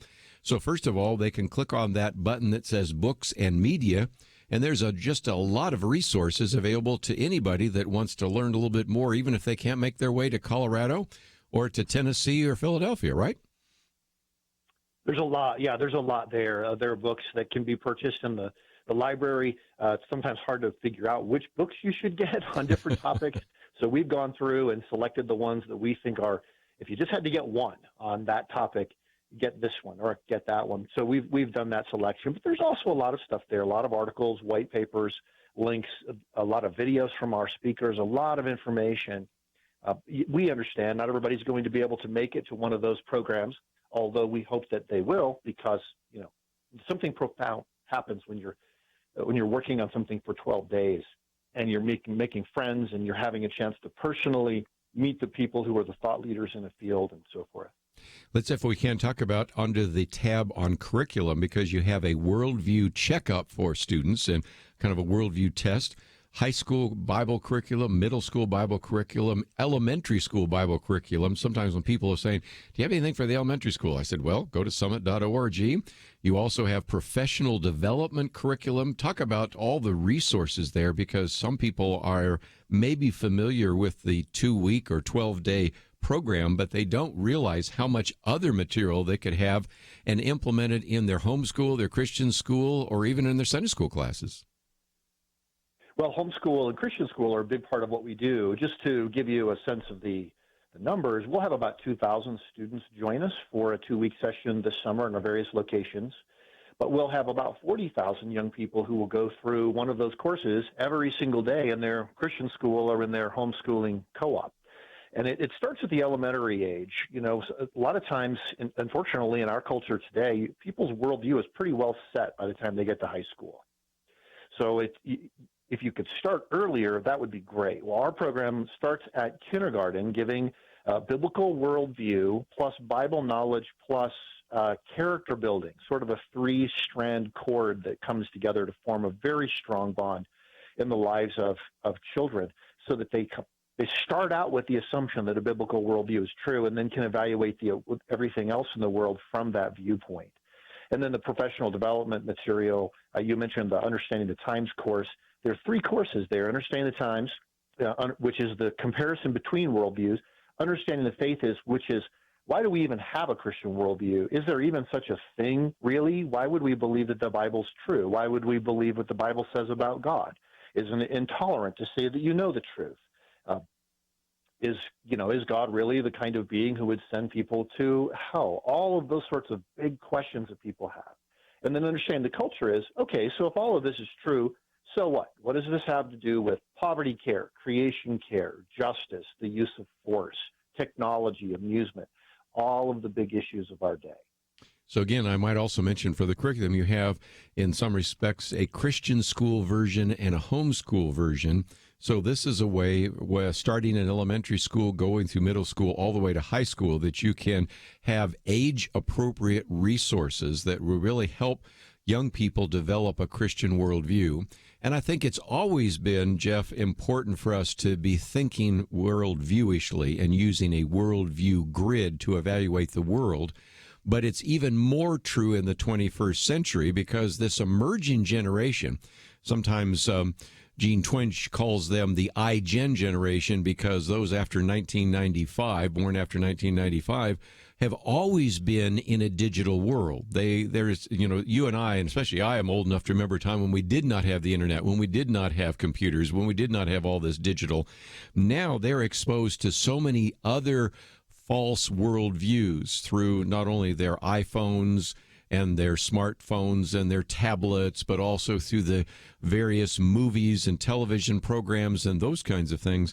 They're really going to have to develop a worldview grid, or they're just going to be overwhelmed with all the facts and figures and information, worldviews, philosophies, and they're never going to really be able to make sense of it, much less think about it biblically in this world where there are so many competing worldviews and ideas coming at them almost every second of the day. Yeah, you nailed it. I think the social media environment, the internet and so forth, have been tremendous goods for society. They've created trillions of dollars worth of value in people's lives. But there are two things they do that are negative. One is that it makes people tentative because they're not sure what to believe and what not to believe. And then second, it makes people confused because there's so much information there. We just don't have the capacity to evaluate all of it. Here's a weird example for you, Kerby. The other day, I had a meeting with a guy I've known for a very long time. We set up the meeting by email. Okay, he has an email account, the same account he's had for 30 years, and he has no cell phone. So he checks his email every 3 or 4 days. We set up the appointment, and there was no way to check. I was like, I want to text him to be sure he's coming. And I thought, well, how did we do this in the days before we could do that? Yes. And the answer is you set an appointment and you keep it. Yeah. That's what you do. There's nothing tentative about that. I know he's going to be there. He knows I'm going to be there because we agreed to be there and we said we would be there, right? That world is gone. Now everything is uncertain. Is it really going to happen? Can we make all the changes last minute and so forth? You're never really sure if somebody's yes is going to be yes. But then the confusion of it is really hard. Most people just don't have the thinking capacity to try to absorb it all. So, but the answer is the same answer you would give, Kerby, if you were starting a new business. You would come up with a business model. You'd come up with your theory about how you're going to invest or what it is you're going to do. And then you carry it out and you make adjustments to it to see if it works or if it doesn't work. And the prophets tell you which of those two things is the case. So in a way, we have to kind of go back to thinking the way we used to think when we were thinking well, and then apply that to the confusion of the modern world, not to gain a dogmatic insistence on truth, but to gain sort of a gracious consistency. Incredible. One other thing I might just mention, you talked about the fact that you've had one base camp. You've got one coming again in January, which our good friend John Stone Street and a variety of others are going to be part of, so people can register for that. But one of the things you use to advertise it gets us back to that issue of Gen Z. Teenagers and Gen Z are at least twice as likely as American adults to identify as LGBT or as an atheist. This is an entirely different kind of world. And sometimes when I speak to individuals at a Bible institute, a Bible college, or at a seminary, I say this really is a very different kind of world. When Paul walked into a synagogue in Acts 13, he can assume a lot of things from the audience in a synagogue, that they believed in one true God, they had read the Old Testament, they believed in a coming Messiah. But when he actually is preaching at Mars Hill on Acts 17, it's a very different kind of culture. And wouldn't you agree that we now have to minister in a much different culture than existed just a few decades ago? I think that's true. And of course, the key word as we're getting ready for the January base camp is identity.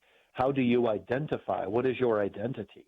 And a lot of people have come to believe that, hey, it's just a physical world. The physical world is all there is. There may be a God, but it's not really relevant to anything that's important. So if it's all physical and your strongest physical impulses are your sexual feelings, sexual chemistry, then who you feel you are sexually is who you are. That's not true. It's a worldview assumption that's never proven. It's just assumed. If it's not true that the physical world is all there is, then all of that gets to be back in the discussion. And that's where it's profoundly helpful to young adults to say, wait a second, let's back up from that assumption for a minute and see if there might be something, a different way to look at it. What if being gay is not who you are, but what you are? Mm-hmm. In other words, your feelings are there, but they don't determine your identity. Who told you that that is your identity? Somebody who benefits from gaining political power because you join them, right? So if you can back off of all of that and ask, who am I in Jesus, then everything changes. And that's what we're asking. Yeah. And again, we talk about identity politics and trying to find your identity. I'm going to take a break, and we'll come back with Dr. Jeff Myers for another minute or two. And I did want to spend a little bit of time, since he is such an expert on leadership. And one of the other resources they have is Passing the Baton, and also just some of the work he's done in leadership. We need to develop leaders for the 21st century. So get some thoughts from him right after these important messages.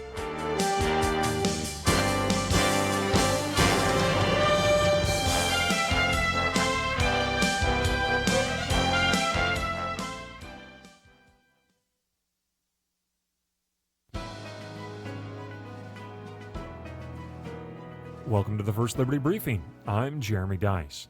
Ben Franklin reportedly said, "There is nothing certain in life except for death and taxes." Well, in a 548-page complaint, one man has targeted at least one of those certainties, and it's not death. Terry Lee Hines contends that the United States tax code has violated the Constitution by establishing taxism and institutionalized faith and religion. Because the tax code has the effect of favoring and even promoting organized religions through tax breaks and other benefits, Mr. Hines believes the tax code is in violation of the First Amendment. Well, I suppose this is the sort of case that law students are forced to grapple with, but actually have little effect in the real world. Some may dream such a lawsuit is the silver bullet to bring down our ghoulish tax system. Alas, Mr. Hines' lawsuit will not free us from the taxman's visit every April 15. For one reason, taxpayers have a lot of hurdles to overcome just to bring the lawsuit. Mere allegations, even ones dressed up in the garb of a First Amendment challenge, that they do not like to pay taxes will not be sufficient. For now, Mr. Hines and the rest of us will have to continue to pay our taxes, and most importantly, the religious charities and houses of worship that are exempt from them will continue to be exempt. To learn how First Liberty is protecting religious liberty for all Americans, visit firstliberty.org. Hi, I'm Kelly Shackelford, President and Chief Counsel of First Liberty Institute. You can protect your religious freedom by going to firstliberty.org to download your free Religious Liberty Protection Kit. Our attorneys created kits for churches, ministries, Christian schools, military members, students, and teachers, and the workplace. Get your Religious Liberty Protection Kit at firstliberty.org. That's firstliberty.org.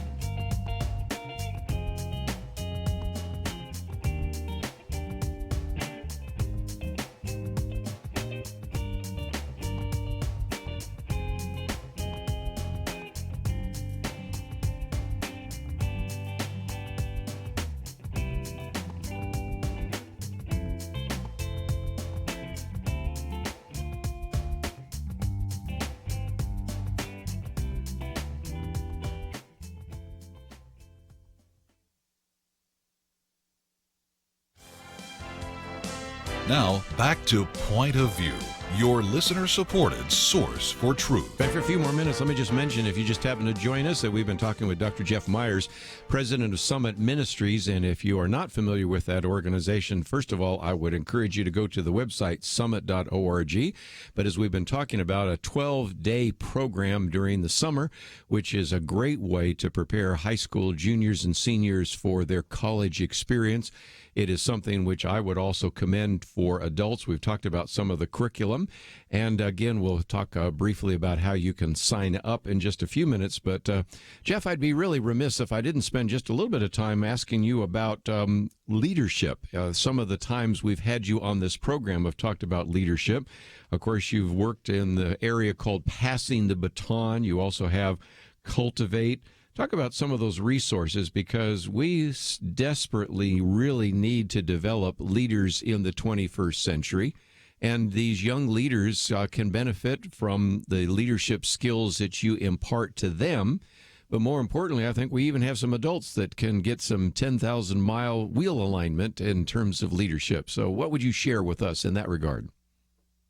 Well, leadership is critically important. It's the relationship side of the DNA of influence. I think of DNA of influence as two strands. It's truth and relationship intertwining together.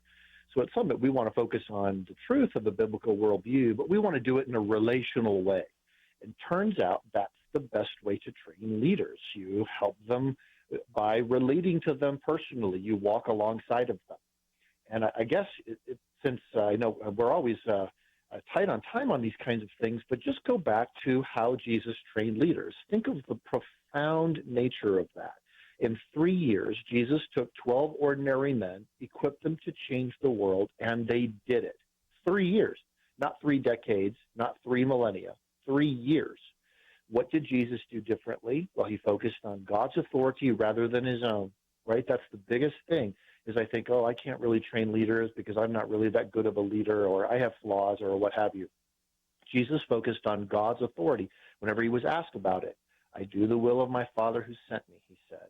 Second thing, Jesus trusted God for who would come alongside. He didn't try to train everybody. He picked a few and invested personally and intentionally in them, and then gave them big assignments. I believe you can do this. Let's go out and try this together.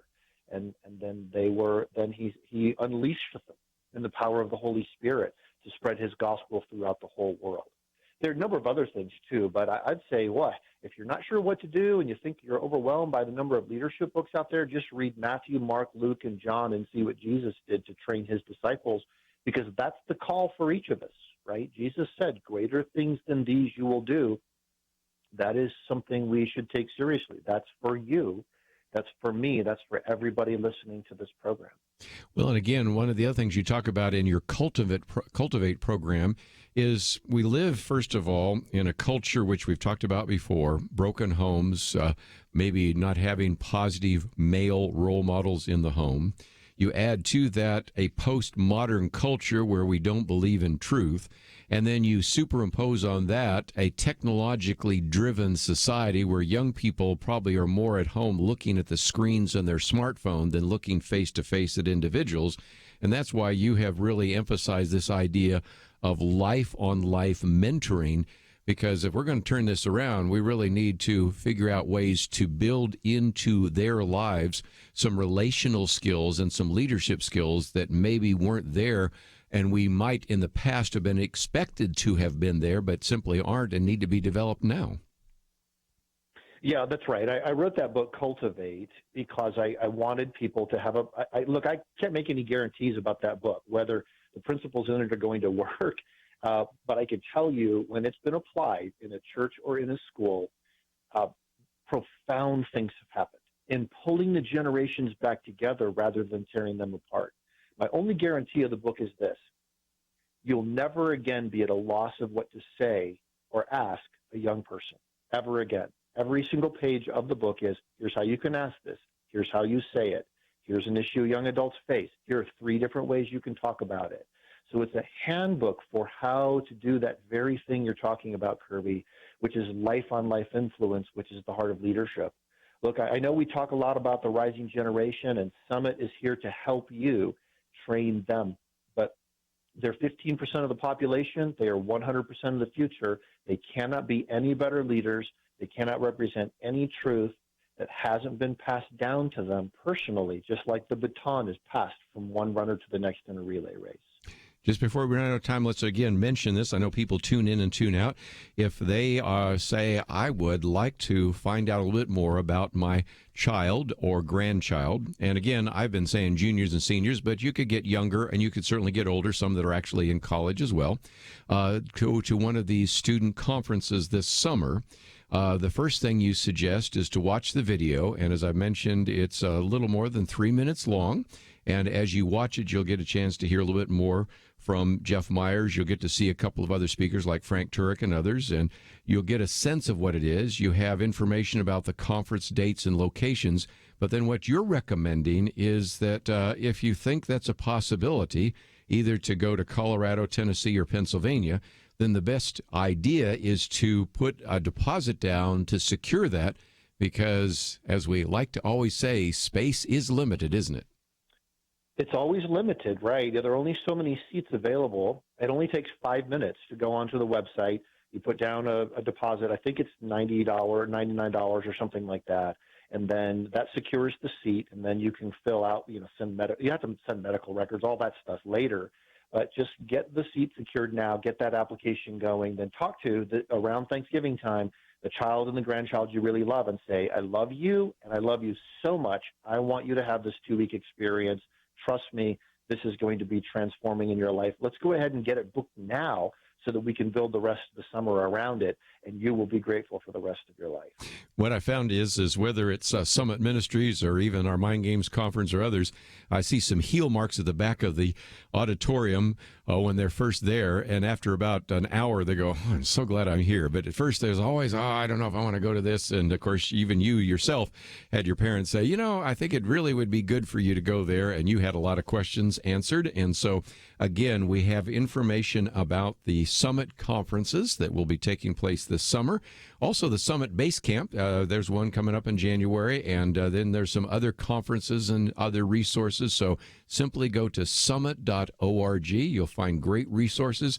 And Dr. Jeff Myers, I appreciate the wealth of information that you bring to our conversations, and I appreciate the fact that you have been so steadfast in your work, first as a teacher and now as the president of Summit Ministries. And so it's just always a delight to have you on the program. And so I want to wish you and your wife, Stephanie, a wonderful Thanksgiving.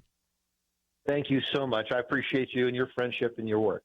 Well, that's all we have for this hour. So, again, if you would like to know a little bit more, simply click on summit.org, and you can click on the picture there of Jeff Myers, and you will certainly have some great information that we want you to have. And whether you attend a conference or whether you get those curriculum, please take the time to get that information.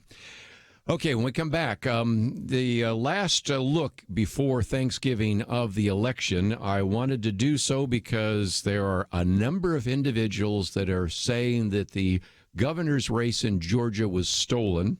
There's some implications about other races around the country, but I'm going to focus on that one because it's one that has been mentioned time and time again. Hillary Clinton said that Stacey Abrams would have won if it was a fair election. Then you got New Jersey Senator Cory Booker and Ohio Senator Sherrod Brown saying the election was stolen. Joan Walsh of The Nation said the system was rigged against her. Okay, that's deserving of some answers. We're going to try to provide some of those in the next hour as we get into a couple of other very important issues in the news. So that's what we'll cover. And if you'd like to join us, of course, 1-800-351-1212. We'll take that issue on right after these important messages.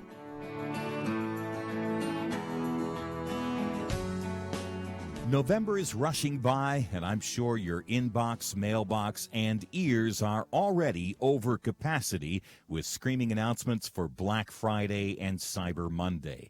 No matter how much you're planning to spend on items for your loved ones, don't forget to save something as a gift to the nation on what's come to be known as Giving Tuesday. Your support of Point of View helps unite people across this land from sea to shining sea. Yes, we face many troubling issues, and to put it mildly, we don't always agree. But Point of View believes we can disagree with respect, with honor, with patience, and a view to inform with truth that unites. You make that possible, and we urge you to give that gift to the nation through giving to Point of View. Take just a moment and give generously today at pointofview.net. or call 800-347-5151. You can wait for Giving Tuesday, but even better, get a jump and give today with a gift that will truly keep on giving. Pointofview.net and 800-347-5151. Point of View will continue after this.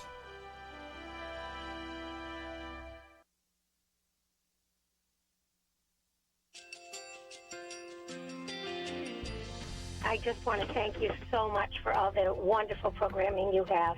You're just absolutely fantastic. I recently started listening to Point of View, and I really found it interesting because of the different subjects you cover. Thank you for that. I really appreciate everything that you do in keeping us informed. Thank you, Kerby, for everything that you have been doing. I appreciate all the work that you're doing, advocating for the Word of God. Thank you so much. Point of View, I think, is absolutely necessary because it's a Christian perspective, a biblical worldview perspective, and receive very current, up-to-date information about what is really going on, week to week in our culture, which is changing so rapidly, and yet it's morally sliding backwards. Yeah, I'm just, first of all, I thank you guys. Y'all's program is wonderful, and enjoy it every day. I learn so much every time I listen to it. Point of View Radio Talk Show.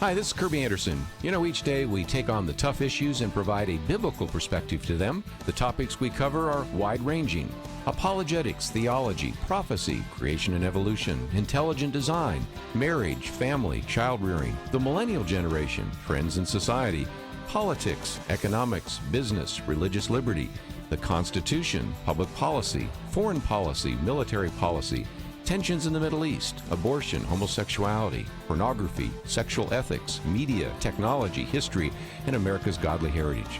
We talk about anything that affects your faith, your family, or your freedom. So don't go anywhere, because Point of View continues right now.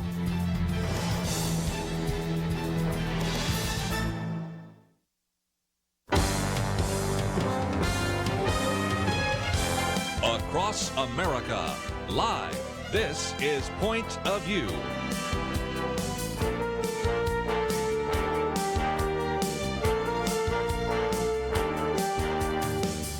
And now, Kerby Anderson. This hour, I want to spend just a little bit of time talking about the election. It's in the rearview mirror, and by tomorrow we'll be into Thanksgiving, and of course a lot of it will just be in the history books. And before I get to that, let me just mention we have some articles, one entitled "Brian Kemp Did Not Steal the Georgia Governor's Race" by David French. Also, there's a piece that came out today by the editors of the Wall Street Journal. But President Donald Trump had a little bit of fun at everybody's expense, if for no other reason than talking about the recount. And, of course, all this happened when we were talking about pardoning one of the turkeys. In this grand tradition, I am pleased to announce that today's lucky bird and guest of honor is named Peas, along with his alternate named Carrots. The children will understand that. The winner of this vote was decided by a fair and open election conducted on the White House website. This was a fair election. Unfortunately, Carrots refused to concede and demanded a recount, and we're still fighting with Carrots. And I will tell you, we've come to a conclusion. Carrots, I'm sorry to tell you, the result did not change. It's too bad for Carrots. Peas and Carrots are the very first national Thanksgiving turkeys from the very great state of South Dakota. Love South Dakota. For this occasion, we are excited to be joined by Governor-elect, a real friend of ours, Kristi Noem. Where's Kristi? Kristi, stand up, Kristi. Congratulations. So again, just a little bit of fun where the president was just dealing with one of those traditions of actually pardoning a turkey.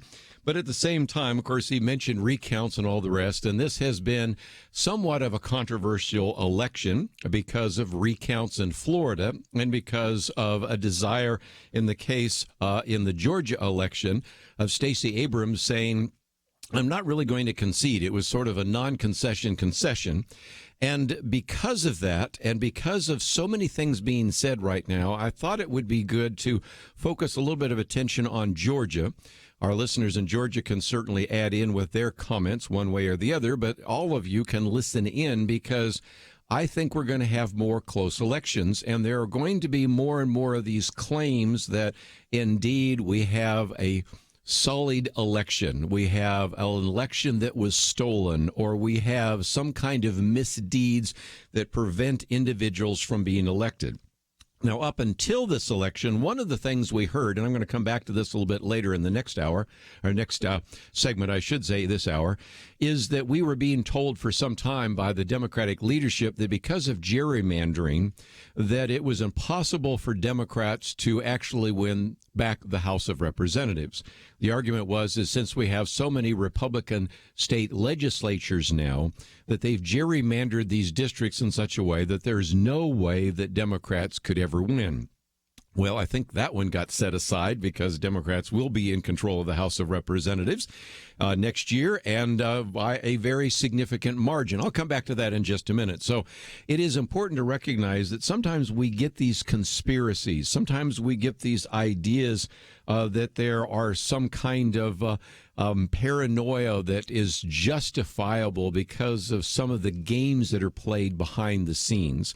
So I think it is worthwhile really getting into this issue of the allegations being made in Georgia.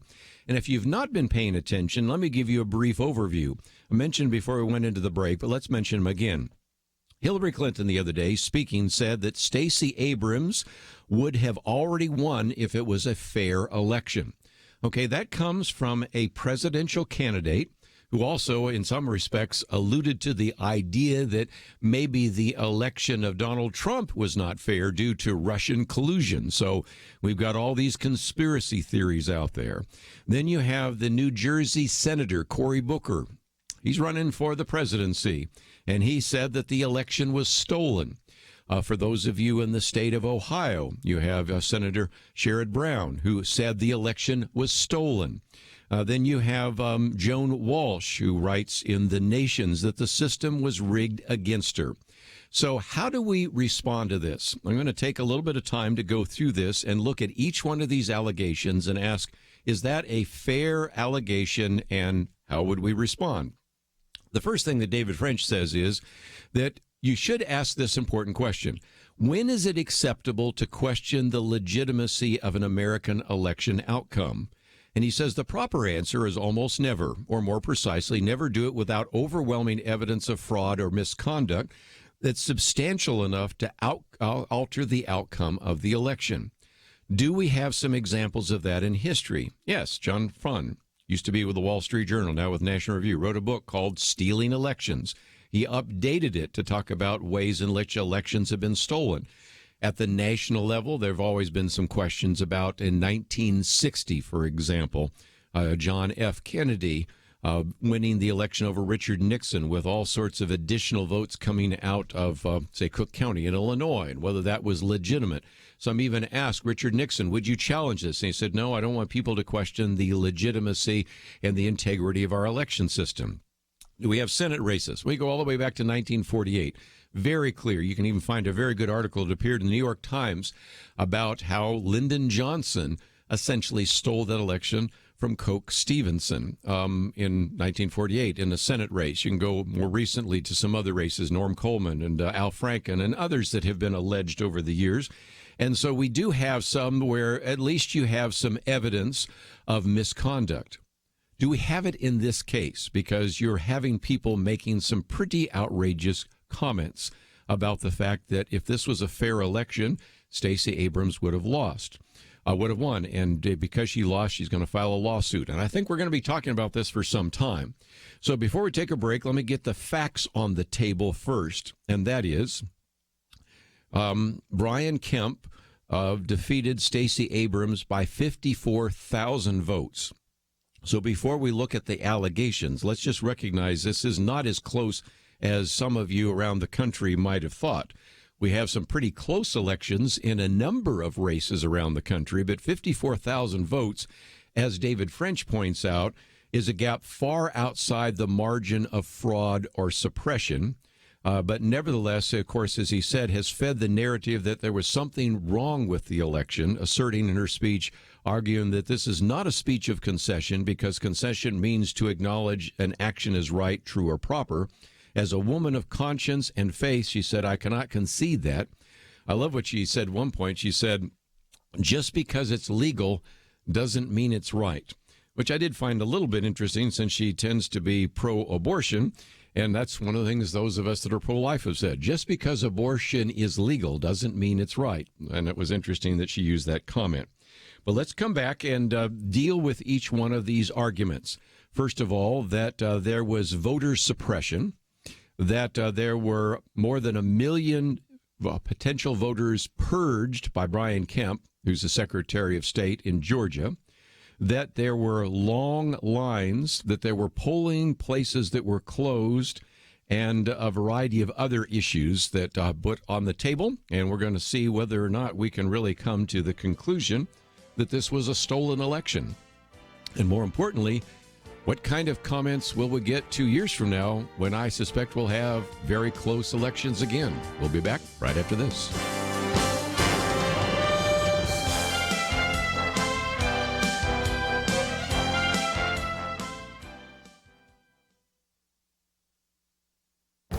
This is Viewpoints with Kerby Anderson. The term incitement is being thrown around in order to blame violent actions on something said by an elected official. For example, Judicial Watch filed an ethics complaint against Representative Maxine Waters for inciting violence and assault on the Trump cabinet. Lots of commentators have accused President Donald Trump of inciting violence with his harsh comments. In fact, 3 protesters who were roughed up at a Trump rally filed a federal suit 2 years ago against the president, accusing him of inciting violence. Of course, the Bible warns us to watch what we say. Proverbs 12:18 compared rash words to sword thrust. Proverbs 15:1 warns that a harsh word stirs up anger and thus recommends a soft answer because it turns away wrath. And the Apostle Paul encourages us to put away bitterness and wrath and anger and clamor and slander. Our political class would be wise to dial back all of their harsh rhetoric. But let's ask an important question. Is harsh speech related to violent action? In our legal system, we have what is called a reasonable person standard. Try these examples. If I hear the president say that CNN is the enemy of the people, does that mean that a reasonable person would then go out and blow up CNN headquarters? I don't see how this is an incitement to violence. You may even think it is crass and irresponsible, but it isn't calling for an action. However, if a member of Congress calls for people to get out and create a crowd and push back on anybody from that cabinet, that's more of a call to action. It may not be an attempt to incite violence, but it certainly qualifies as an encouragement for activists to harass cabinet members in public. Let's pray that those interactions don't lead to violence, but the call to action is certainly much closer to the line. I'm Kerby Anderson, and that's my point of view.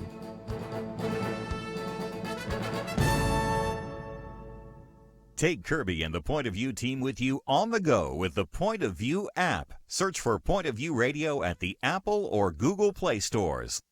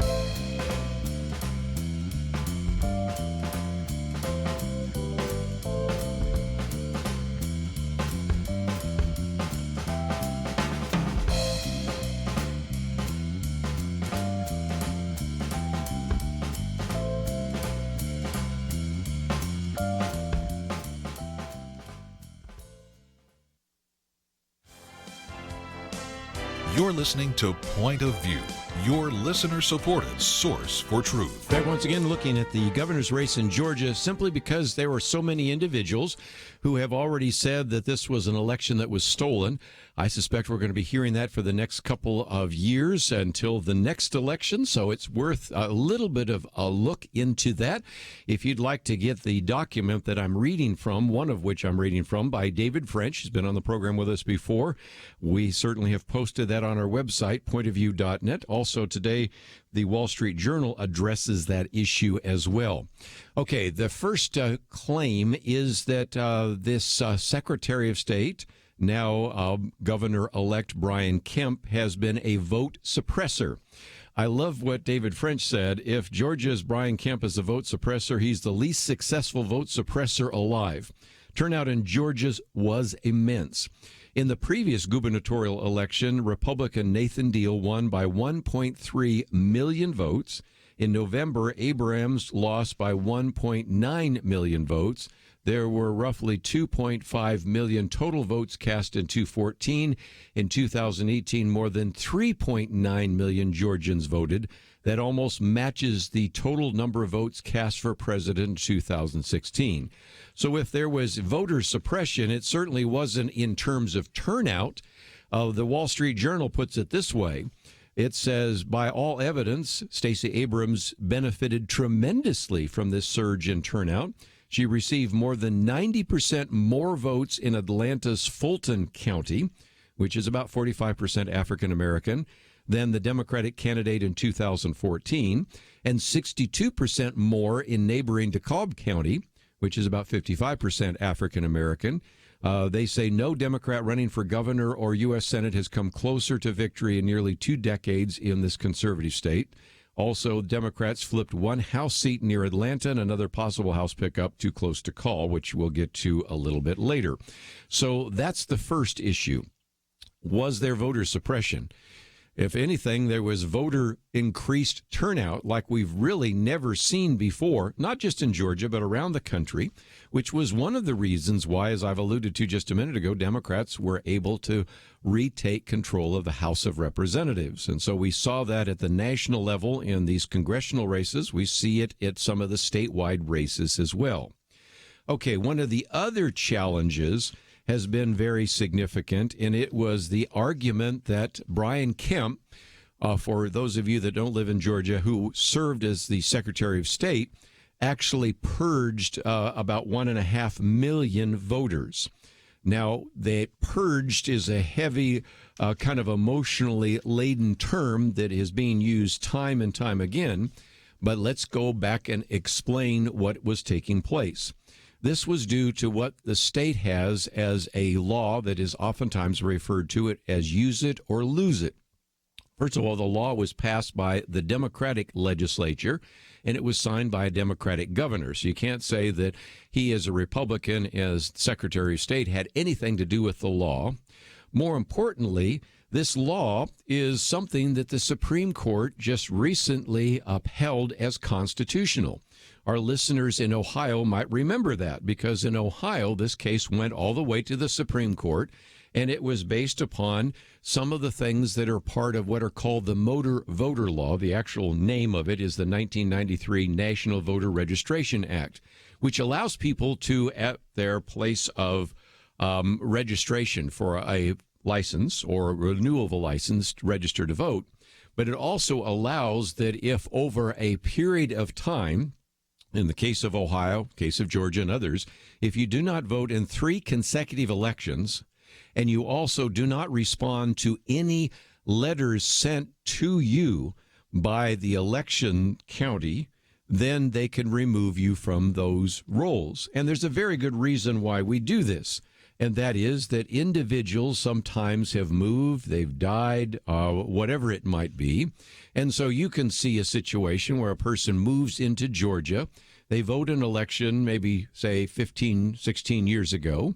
They don't vote again in 4 years later. They don't vote again 2 years later. They don't vote again 2 years after that. Pretty soon you say, I'm not sure they're in the state of Georgia anymore, but let's just check, and we'll send a letter to them which gives them a chance to respond by mail or online or by phone, hey, I'm still here. And if after that period of time we have not heard from them, then we could actually remove them from the rolls.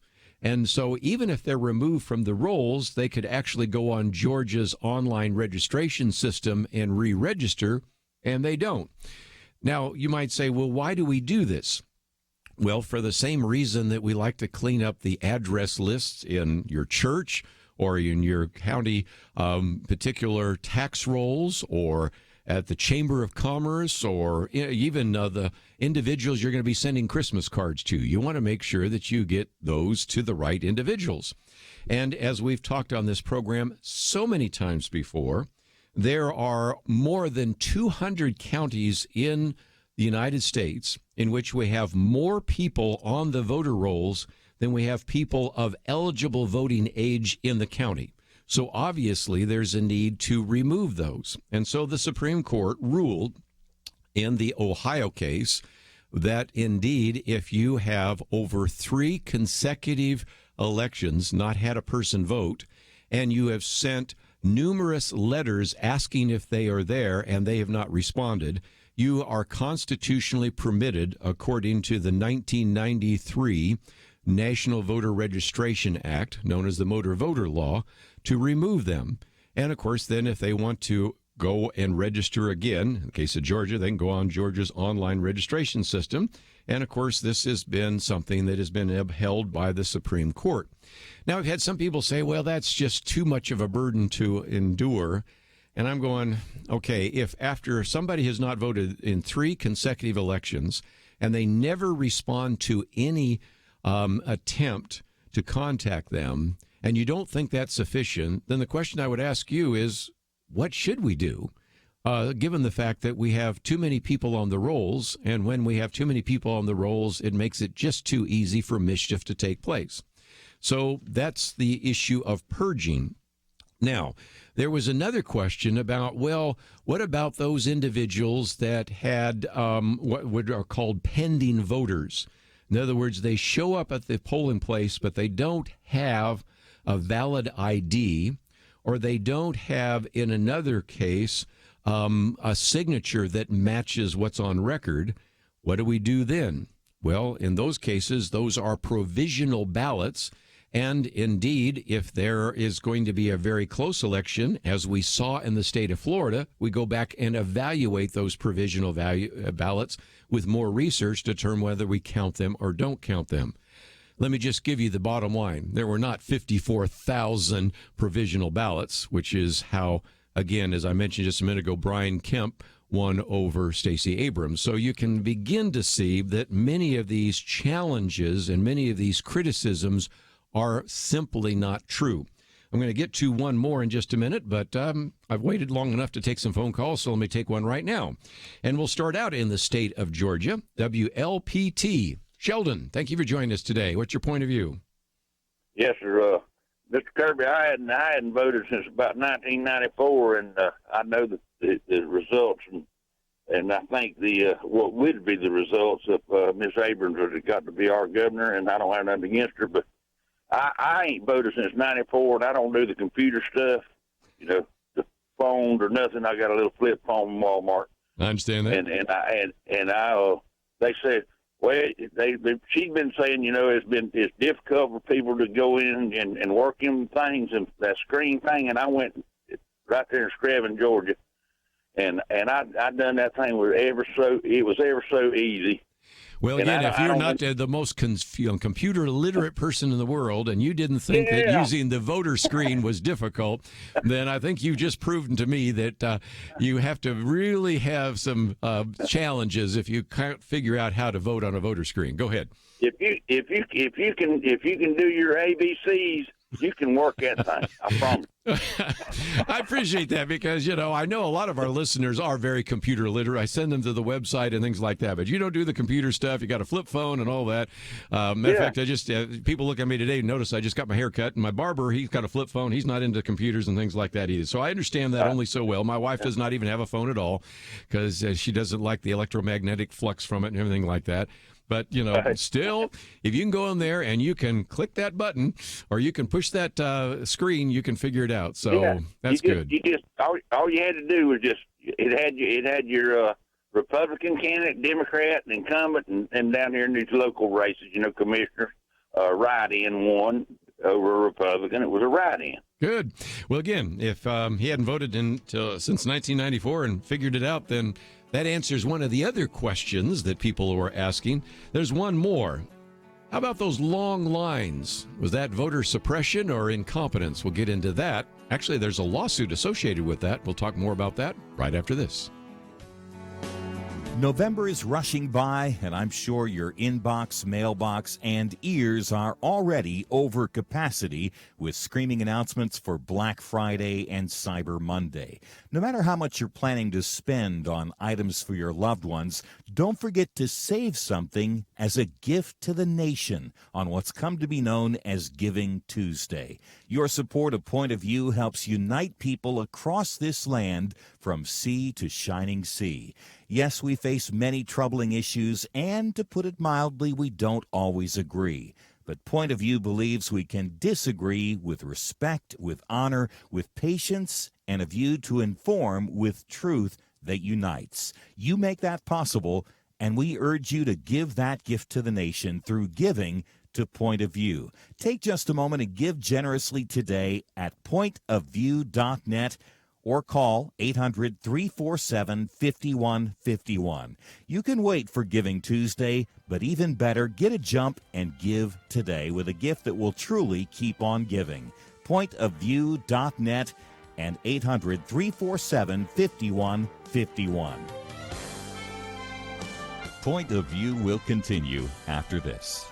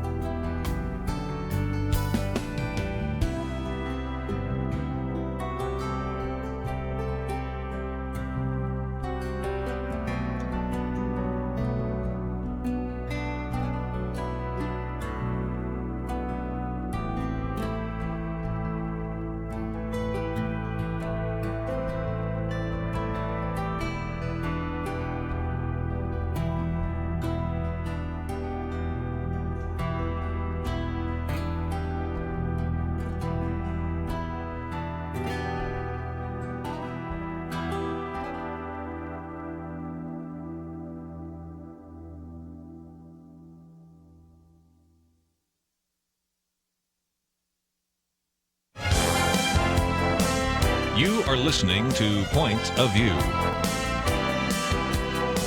The opinions expressed on Point of View do not necessarily reflect the views of the management or staff of this station. And now, here again is Kerby Anderson. Final half hour. If you'd like to join our conversation, 1-800-351-1212. Sheldon from Georgia called in. If you are in the state of Georgia, maybe you've been following some of this, love to hear your comments. Or if you're just concerned about the issue of voter integrity, love to hear from you. 1-800-351-1212. Going through this because so many individuals, a presidential candidate, former senator, and even Secretary of State Hillary Clinton declared that if it were a fair election, Stacey Abrams would have won. You have senators from everywhere from New Jersey to Ohio saying this was a stolen election, and a variety of others making that claim, and I think we're going to be hearing about it for some time. So this is, again, trying to address the issues of voter suppression, the so-called purging, if you will, of voters from the voter rolls. But as I mentioned just a minute ago, and I want to come back to that, you could still re-register, and then you would be considered a pending registration. Well, that's not the same. Well, it is, because a pending voter can still vote. They just merely show up at the polling place, present a valid ID that's a match with the voter registration record, and you're in. So that is, I think, still the answer to that question. I think Sheldon answered the question of, well, these voter machines are too complex, which I don't think is, but there's another part of that, and that is, were the voter machines sufficient? Were the lines too long? And do we need to maybe find some improvements to the voter machines? And I would agree with that, but let's take each one as it goes. First of all, David French answers some of that. He says, as for the long lines and closed precincts, those have virtually nothing to do with Brian Kemp. Precincts are controlled by local officials, not by the Secretary of State. And while it is true that some voters sat in long lines while hundreds of voting machines sat unused, locked up in government warehouses, and he's quoting here from a phrase that was used in a particular issue, it turns out that happened because Democratic activists filed lawsuits. In one particular case, a lawsuit arguing that the machines were vulnerable to tampering. Here's one article. This is not David French. This is actually a news article, which said there were 1,050 voting machines in Cobb precincts, while about 550 were sequestered. The county could have deployed a total of 1,400 voting machines if they had been available. Why weren't they? Well, the argument is that they might not have been prevented from tampering or hacking, which again is just hard for me to imagine because it's not tied to the internet. But anyway, there were another 700 direct recording electronic voting machines that were out of service in Fulton, and about 585 in DeKalb. Now, these machines were set aside because of an order that came from a U.S. district judge, who, by the way, was an Obama appointee. So every person along the way here is either a Democratic activist or, in this case, an appointee by President Barack Obama, because they wanted to have it as evidence in a lawsuit seeking to move Georgia from electronic voting machines to paper ballots. And so the judge denied a motion in September to immediately throw out the state's voting machines, but the lawsuit is still underway.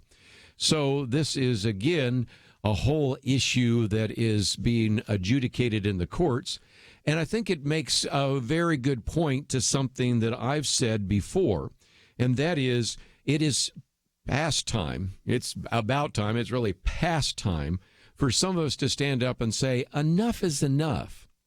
We certainly need to have a voting system that has integrity. The example I love to use, and let me use it again, when I go to an ATM machine and I put my card in there and I type in my PIN number, then I expect that when I ask for money out of my account, it comes from my account. It doesn't come from somebody else's account. If I want to put a deposit in, it goes into my account, doesn't go to somebody else's account. And if it did, somebody probably would lose their job, and if it happened constantly, they would probably be prosecuted and maybe even spend time in jail, because we would not permit those kinds of errors taking place with our money. But for some reason, we sort of take for granted that some of that's going to happen with our vote. And enough is enough.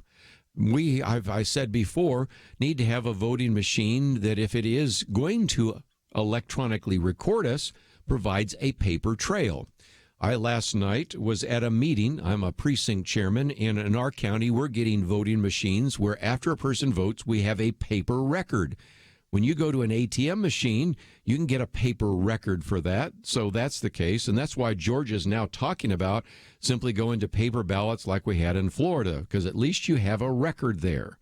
But the other point that was made is that we've had some machines where if somebody pushes the wrong button, that doesn't show up on the screen. I have a computer in front of me right now, and if I punch the letter G, I expect G to show up on the screen. And if a letter other than that shows up, I think I've got a defective computer. And I wouldn't put up with one where if I pushed a button here and it didn't show up correctly, that I would use that piece of equipment in the future. And we have stories of individuals that have gone in and said, I actually clicked the button for Stacey Abrams, and instead what happened is Brian Kemp showed up, or I punched Brian Kemp and got Stacey Abrams, or I pushed Ted Cruz and I got Beto O'Rourke. And we can't put up with this. Time is done for doing that. Now, the other thing about those long lines, for those of you that do not live in the state of Georgia, but I certainly don't either, but I watched some of these YouTube videos of these incredibly long lines that people had to put up with. Some of those were due to the fact that these voting machines were sequestered by this federal judge. In other cases, it had to do, in one case, that they didn't have the cords for the voting machines. Okay, time is up for allowing that to take place. It's certainly time for us to once again say, we don't need to put up with this any longer. And so, again, the concern is that when you have people saying that this election was stolen, you then end up with some comments that are being made more recently about the impact that this is going to have. There was some good research that was done by a couple of individuals that were actually doing the research on this, and one of those individuals writing said this: however you feel about the underlying issues, saying election is being stolen skips over all that and can't help but undermine the confidence in American elections. Democrats might say it deserves to be undermined given Kemp's conduct, but it's a very serious accusation that has implications for our entire political and legal system. If leaders of both parties are alleging this kind of thing is possible in huge races in neighboring states and implying that legal remedies are insufficient to stop it, that's a recipe for widespread mistrust of elections. And so, if nothing else, as he points out, one final note, I'm writing this piece fully aware that Republicans hardly have clean hands when it comes to making bad faith or poorly supported allegations of electoral misconduct. President Trump, he says, has been one of the worst offenders in stoking fears, for example, of illegal immigrants voting by the millions and other forms of voter fraud. These allegations, too, he says, are irresponsible and damaging for all the reasons that are outlined above. But again, the point is that we're going to perhaps be hearing this for the next couple of years. And once you begin to challenge this whole issue of the integrity of elections, you've got some real problems on your hands. You know, one of those conspiracy theories that I think has now died a natural death, I may be premature on this, is the gerrymandering excuse. And the Wall Street Journal today talked about that one as well, because the argument was from Democrats that because we've had so many Republican governors and Republican state legislatures, that they have so gerrymandered the congressional races in the House of Representatives that it's impossible for Democrats to win the House of Representatives. Well, I think the election a couple of weeks ago set that one aside. And the editors even point out that during the 40 years of sustained Democratic control of the House in the late 20th century, this worked in the Democrats' favor. Oftentimes, they actually had congressional majorities 10 points even higher than their share of the popular vote. But now, look at what we find, even when you've had, quote, Republican legislatures gerrymandering these districts. In this election, we had more than 3 dozen districts in which Democrats ran unopposed. This was so strongly Democratic that they didn't even have a Republican opponent. By contrast, you had just a handful of Republicans that ran unchallenged. And I think it illustrates again that we certainly have for some time been told that this conspiracy theory that Democrats cannot win the House of Representatives because of gerrymandering really was set aside in the last election. And so sometimes we just need to come back and assure voter integrity. Get good machines, have photo ID. Let's go and have the next election 2 years from now without all the things we've been talking about today. We'll be right back.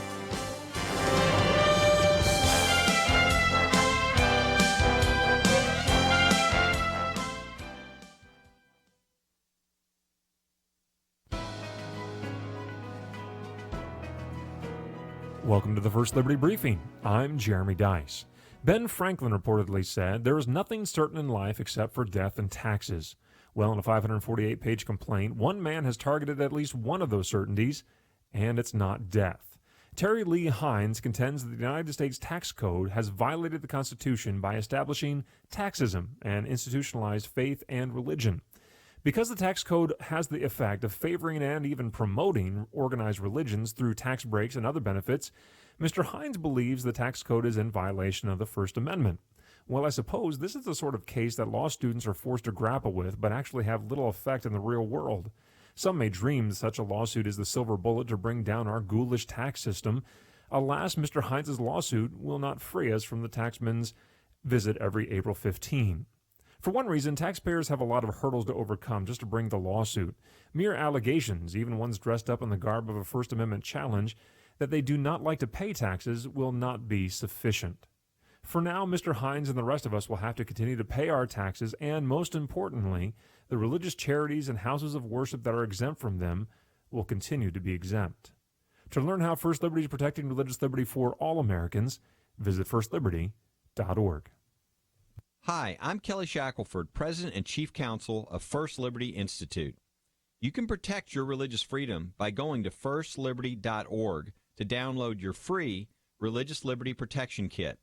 Our attorneys created kits for churches, ministries, Christian schools, military members, students, and teachers, and the workplace. Get your Religious Liberty Protection Kit at firstliberty.org. That's firstliberty.org.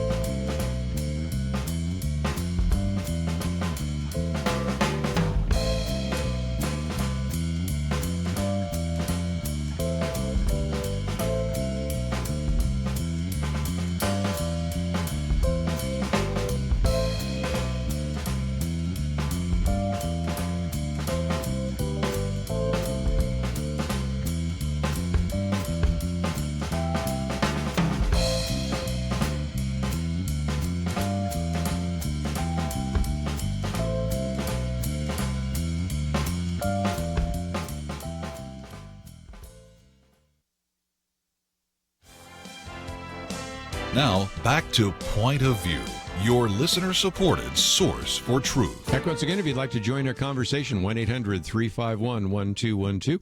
Let's go to the state of Georgia, WAGP. Larry, thank you for joining us today here on Point of View. Well, thank you for having me.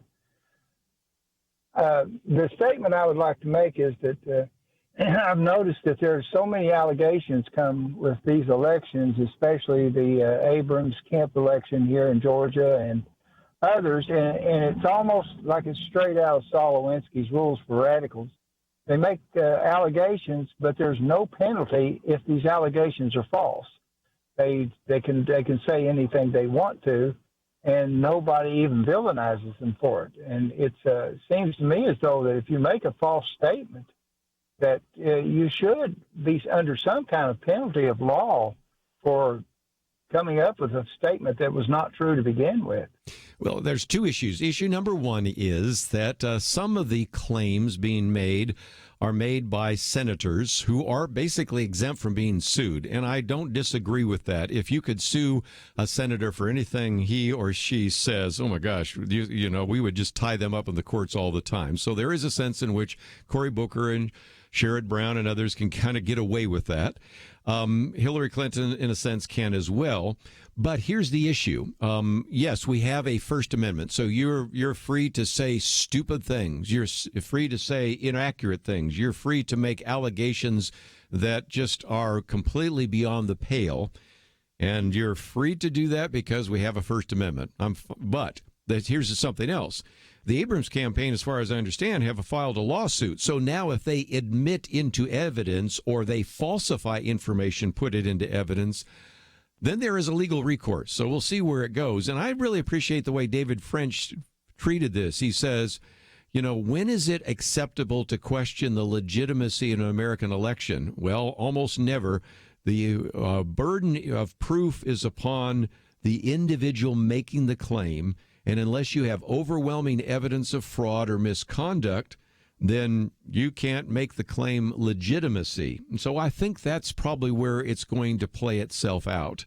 But there's another part of that, Larry, and then I'll take another phone call, and that is that part of the argument being made against, you know, purging these individuals that no longer have voted, trying to clean up the voter rolls, asking for voter ID, is that, well, we really don't have a problem with voter fraud.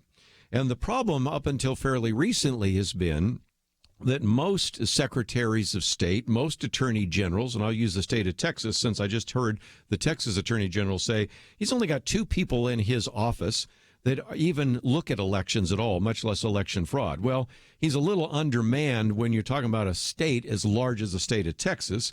Second of all, most of the penalties actually going to come from the local level anyway, and they're misdemeanors. And so just think if you're in a local jurisdiction and you're going to spend all this time and energy convicting somebody for a misdemeanor, the cost benefit isn't there. Well, now we have some of these that are considered to be more egregious issues, felonies and things of that nature.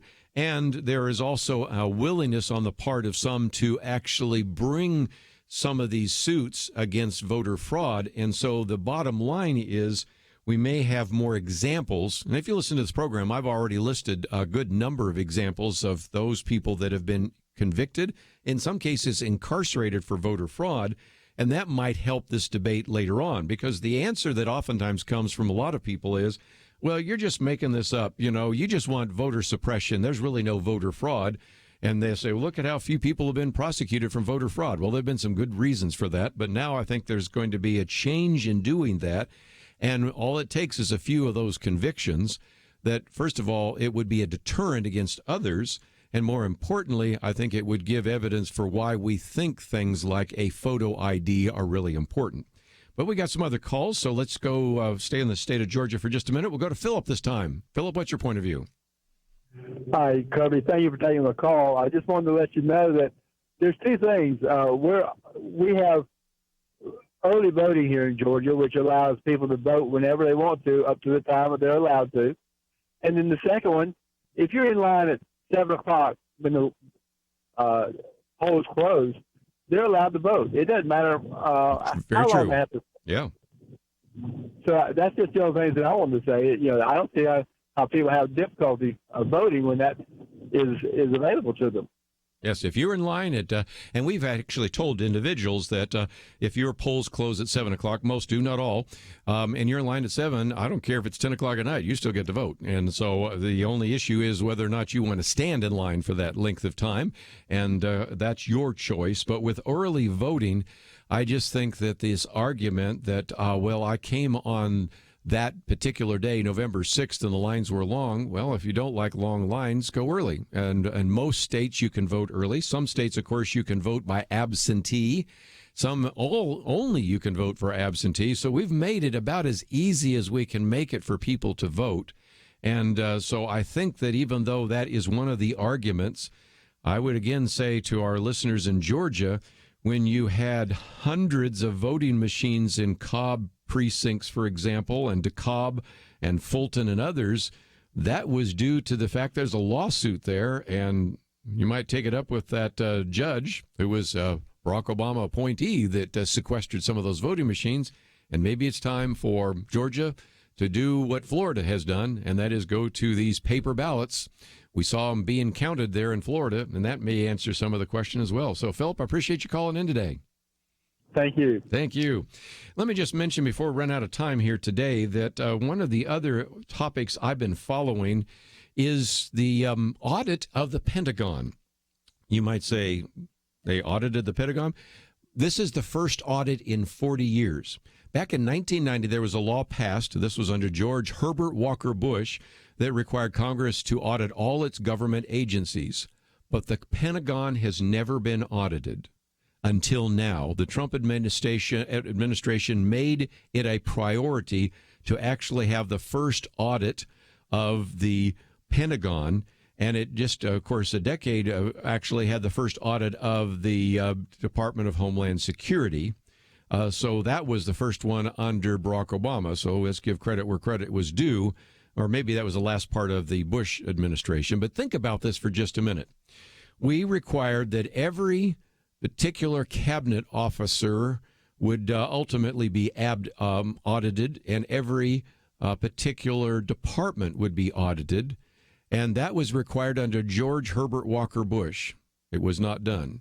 It was required under Bill Clinton. It was not done. It was done required under George W. Bush. It was not done. It was required under Barack Obama. It was not done. It was done under Donald Trump. Reminds me a little bit of the decision to move the American embassy from Tel Aviv to Jerusalem. That was passed in the Clinton administration, but Bill Clinton said he was going to do it, never did. George W. Bush said he would do it, but never did. Barack Obama said he would do it, never did, but Donald Trump did. If you're looking for the number of things that this current president has said he was going to do and actually did, you're going to see that he is off the charts compared to many of the other presidents. And because that would be a positive story about this president, that's why you probably are hearing about it first right here on Point of View. Tomorrow, of course, we're going to spend some time talking about Thanksgiving. We'll have our Thanksgiving quiz. We'll talk a little bit about the history of the Pilgrims and all of that. And, of course, then Thursday will be Thanksgiving. We have a very special Thanksgiving program we've already put together. And then Friday, Black Friday, we will also have a tape. But tomorrow we are live. And at least for a half an hour to an hour and a half, I think Nick Pitts will be with me before he runs off to his next I don't even know where he's going. I don't think he's going home for Thanksgiving. I think he's just going to another meeting. But anyway, we'll be back here tomorrow. I want to thank Andrew and Steve for their help behind the scenes. Have a great day. We'll see you back here tomorrow, right here on Point of View.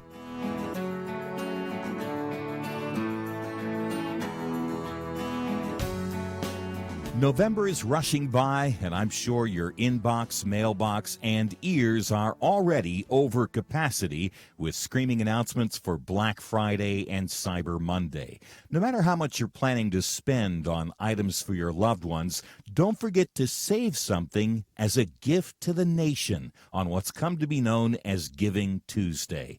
Your support of Point of View helps unite people across this land from sea to shining sea.